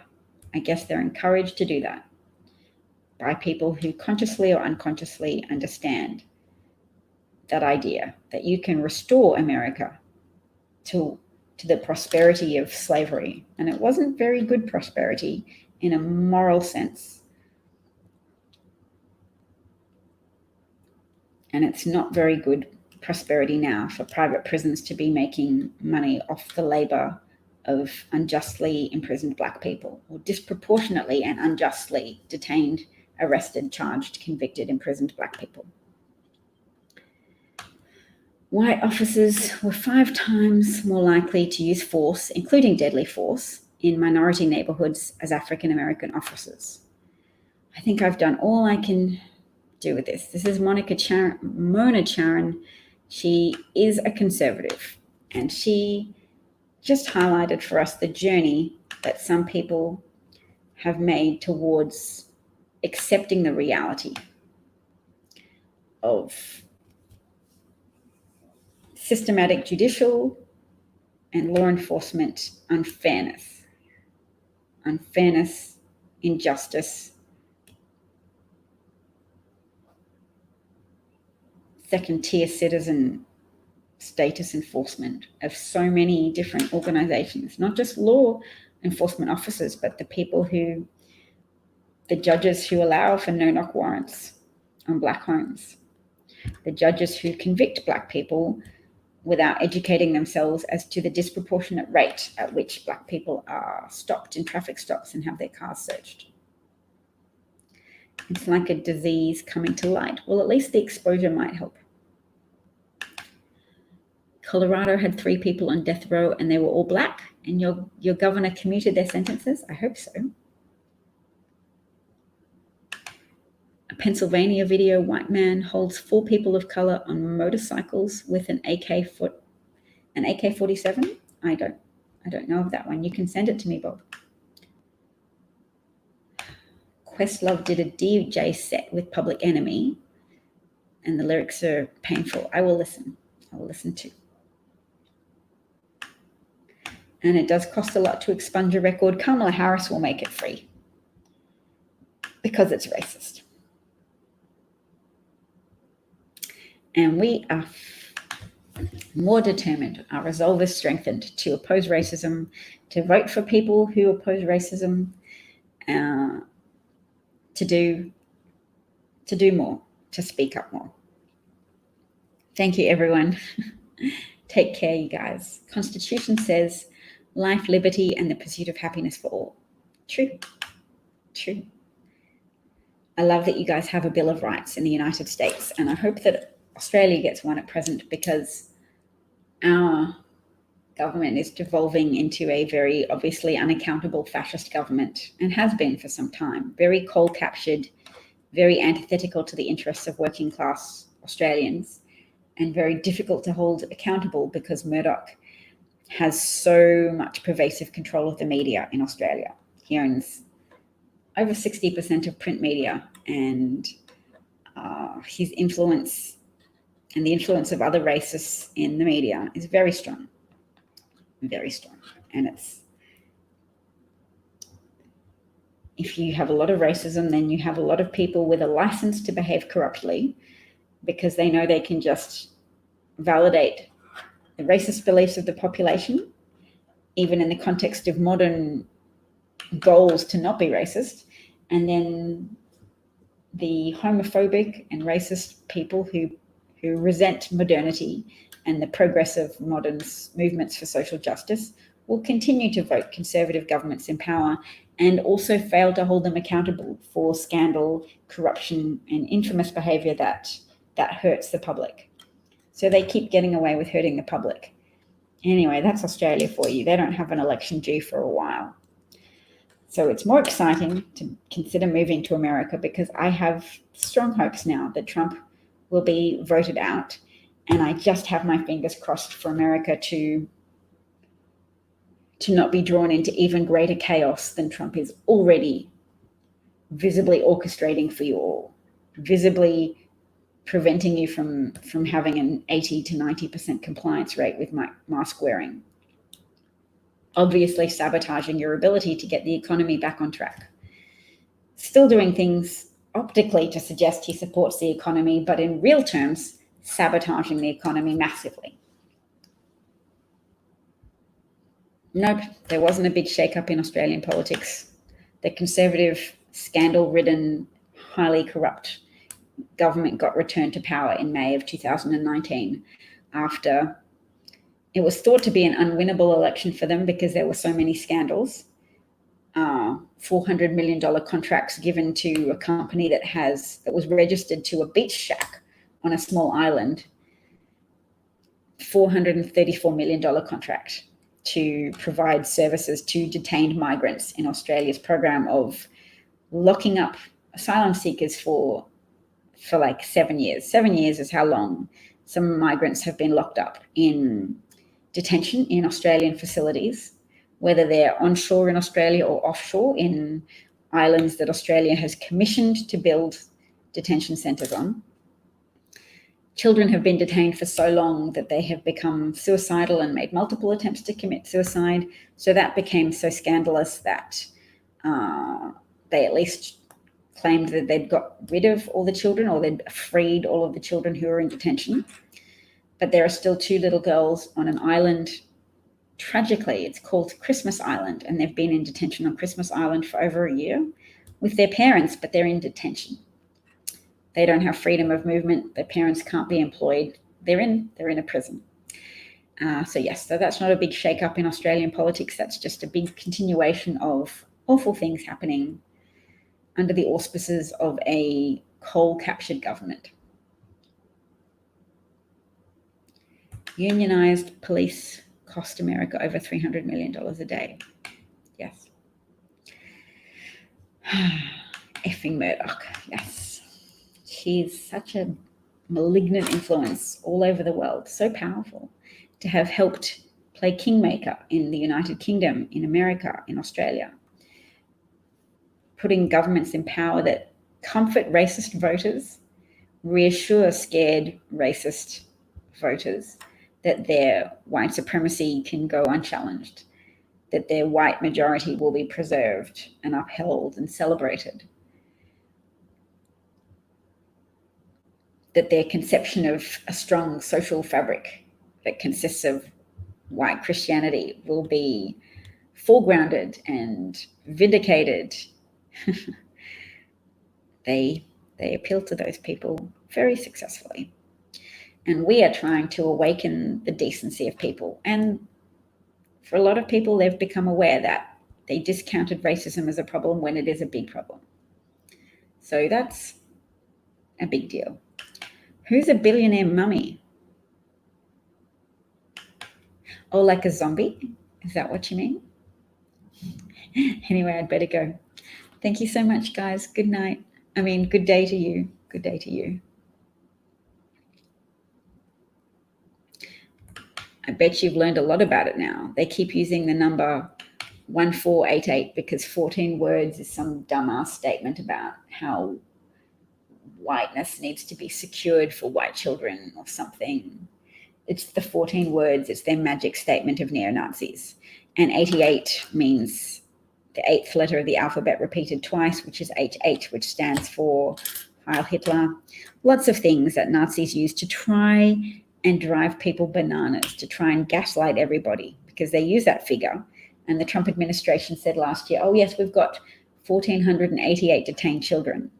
Like just a coincidence that they were like, yes, we've we've lost a lot of the records of people, but we can confidently say that this special Nazi number is the number of children that we have separated from their parents. And it's just all winking to Nazis with the special enjoyment that Nazis can derive from it, that when people in the know about Nazi terminology and Nazi symbology say, hey, why is the government using Nazi symbols? Why is Kavanaugh's Clark making a white power symbol as she sits behind him on 2 consecutive days during the Kavanaugh hearings? Why is this happening? And then other people call us conspiracy theorists and are very mocking and derisive of that. And it's like, no, there's just a lot of neo-Nazi infiltration in the Trump administration and in amongst Supreme Court justices who Trump is elevating to the Supreme Court as well. Kavanaugh's Clark, her name is Zena Bash. If you want to Google her and look her up, she made very visible white power symbols on 2 separate days. So it's not just a twitch she had that she kept making this sign. And white supremacists will be like, haha, here's a picture of Obama making the same sign. Because yes, in a different context, when somebody makes an okay sign, that's fine. But when other people hold up 3 fingers like that to symbolize W for white, and then also make this for P for power with the rest of their hand, then they're making a white power symbol and they're doing it to mess with you, as well as embolden and support neo-Nazis that are their friends and colleagues and family members and social group members. So 2 Australian policemen made that white power symbol at protesters in the recent Black Lives Matter protests in Sydney. Actually, no, one police officer, and then one police officer made the same symbol before last time there were protests in Australia, and people photographed it and people sent it to the media, and there was a big fuss made to a degree, and the police department said, oh, we've looked into it, we've asked the officer. The officer explains that he was just asking protesters, are you okay? It's a coincidence that that's also the white power symbol, and the police officers were not aware of that. They were just making those gestures at people of color out of the goodness of their hearts to symbolically check on their well-being. Wow, attacks on the Jewish community in New York City is about 1 a day now. That's awful. Murdoch is super rich, super old, and super powerful. And the right tries to say the left is anti-Semitic. Yes. I keep saying I'm going to go, but I haven't yet, so I've forced myself. Thank you for all your interesting posts, everybody. Don't make any more comments to me right now. I have to go. I'll just say goodbye. Take care, everyone. Take care. Thanks for being part of the broadcast. Bye.